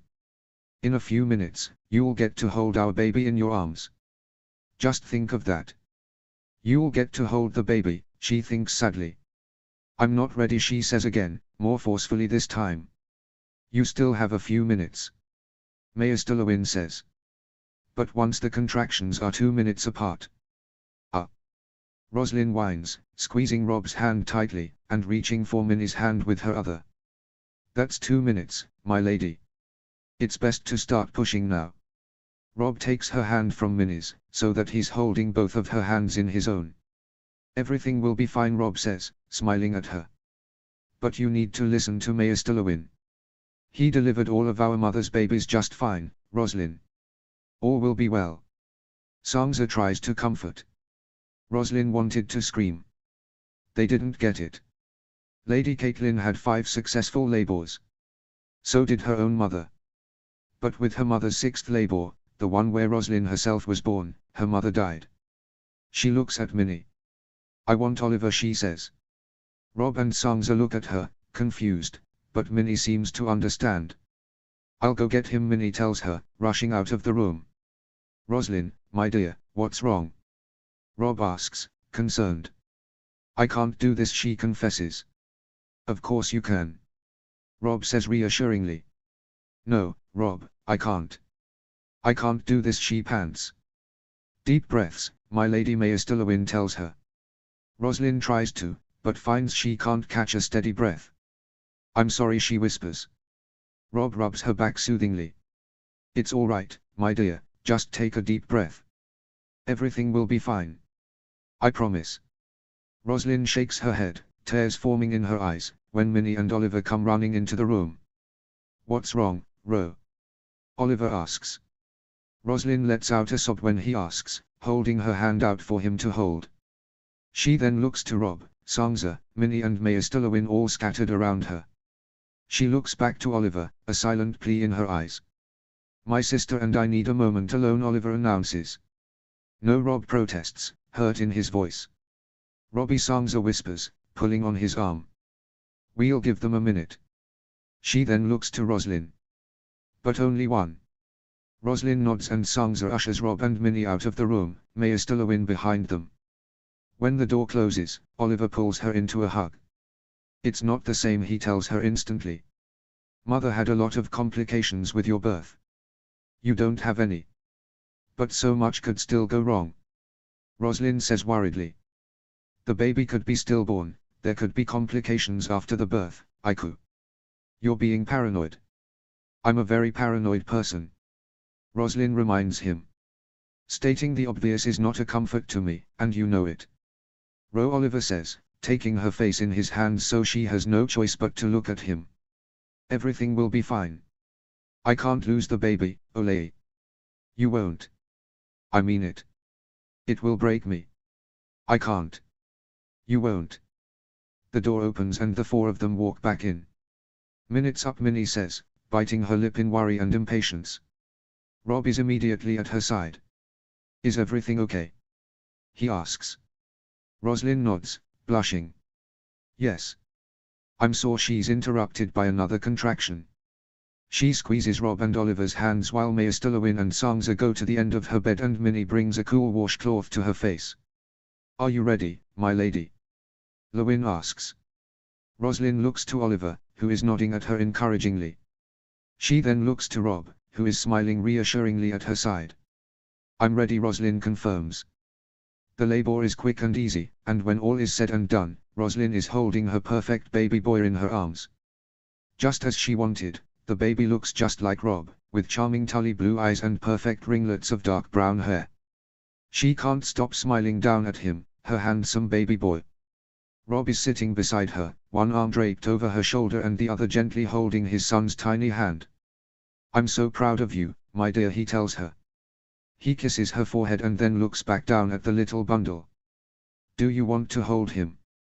Roslyn asks, suddenly guilty and aware that he hadn't held him yet. Rob chuckles nervously. I'm worried I'll break him, he confesses. Nonsense. Roslyn laughs. She unwraps Rob's arm from around her shoulder and then wraps the baby in his arms. Rob's smile widens. He needs a name, Rob says. What are you thinking? He's your heir. You should name him. She reminds him. I'll name the others. She adds cheekily. Rob smiles at her, and kisses her cheek. You did not go through all that labor for me to name him. Surely you have something in mind.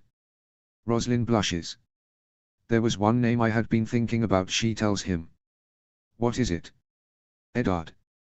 She tells him, hopeful that he'll like the suggestion. Rob's eyes light up even more, and he kisses both corners of her mouth. It's perfect.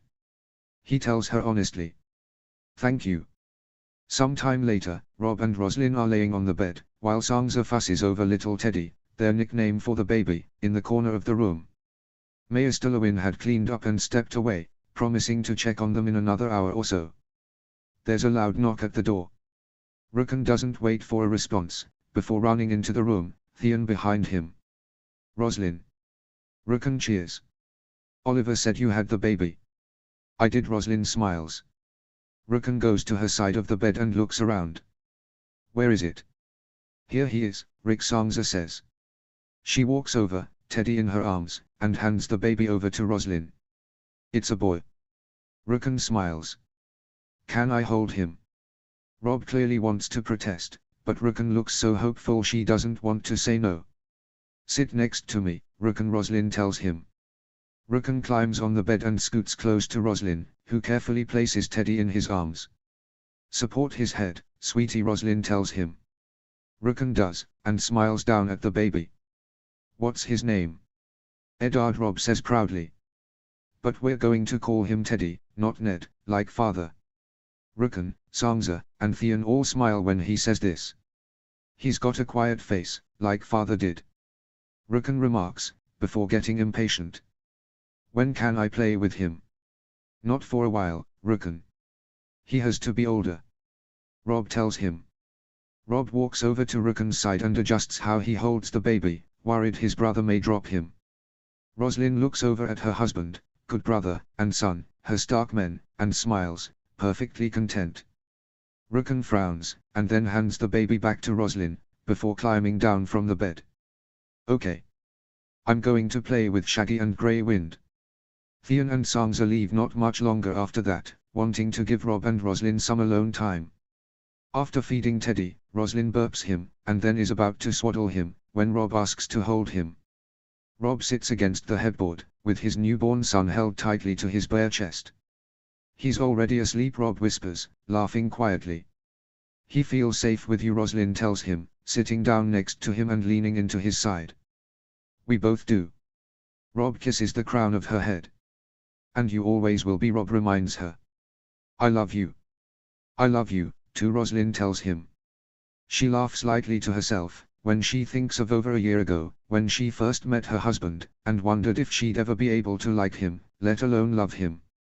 Now she can't imagine her life without him. She never thought she'd be able to find a husband as kind, charming, and loving as he. It's funny how sometimes, you just find things. Notes. This is technically the final chapter. Which is sad, but I thought it was a good place to wrap it up.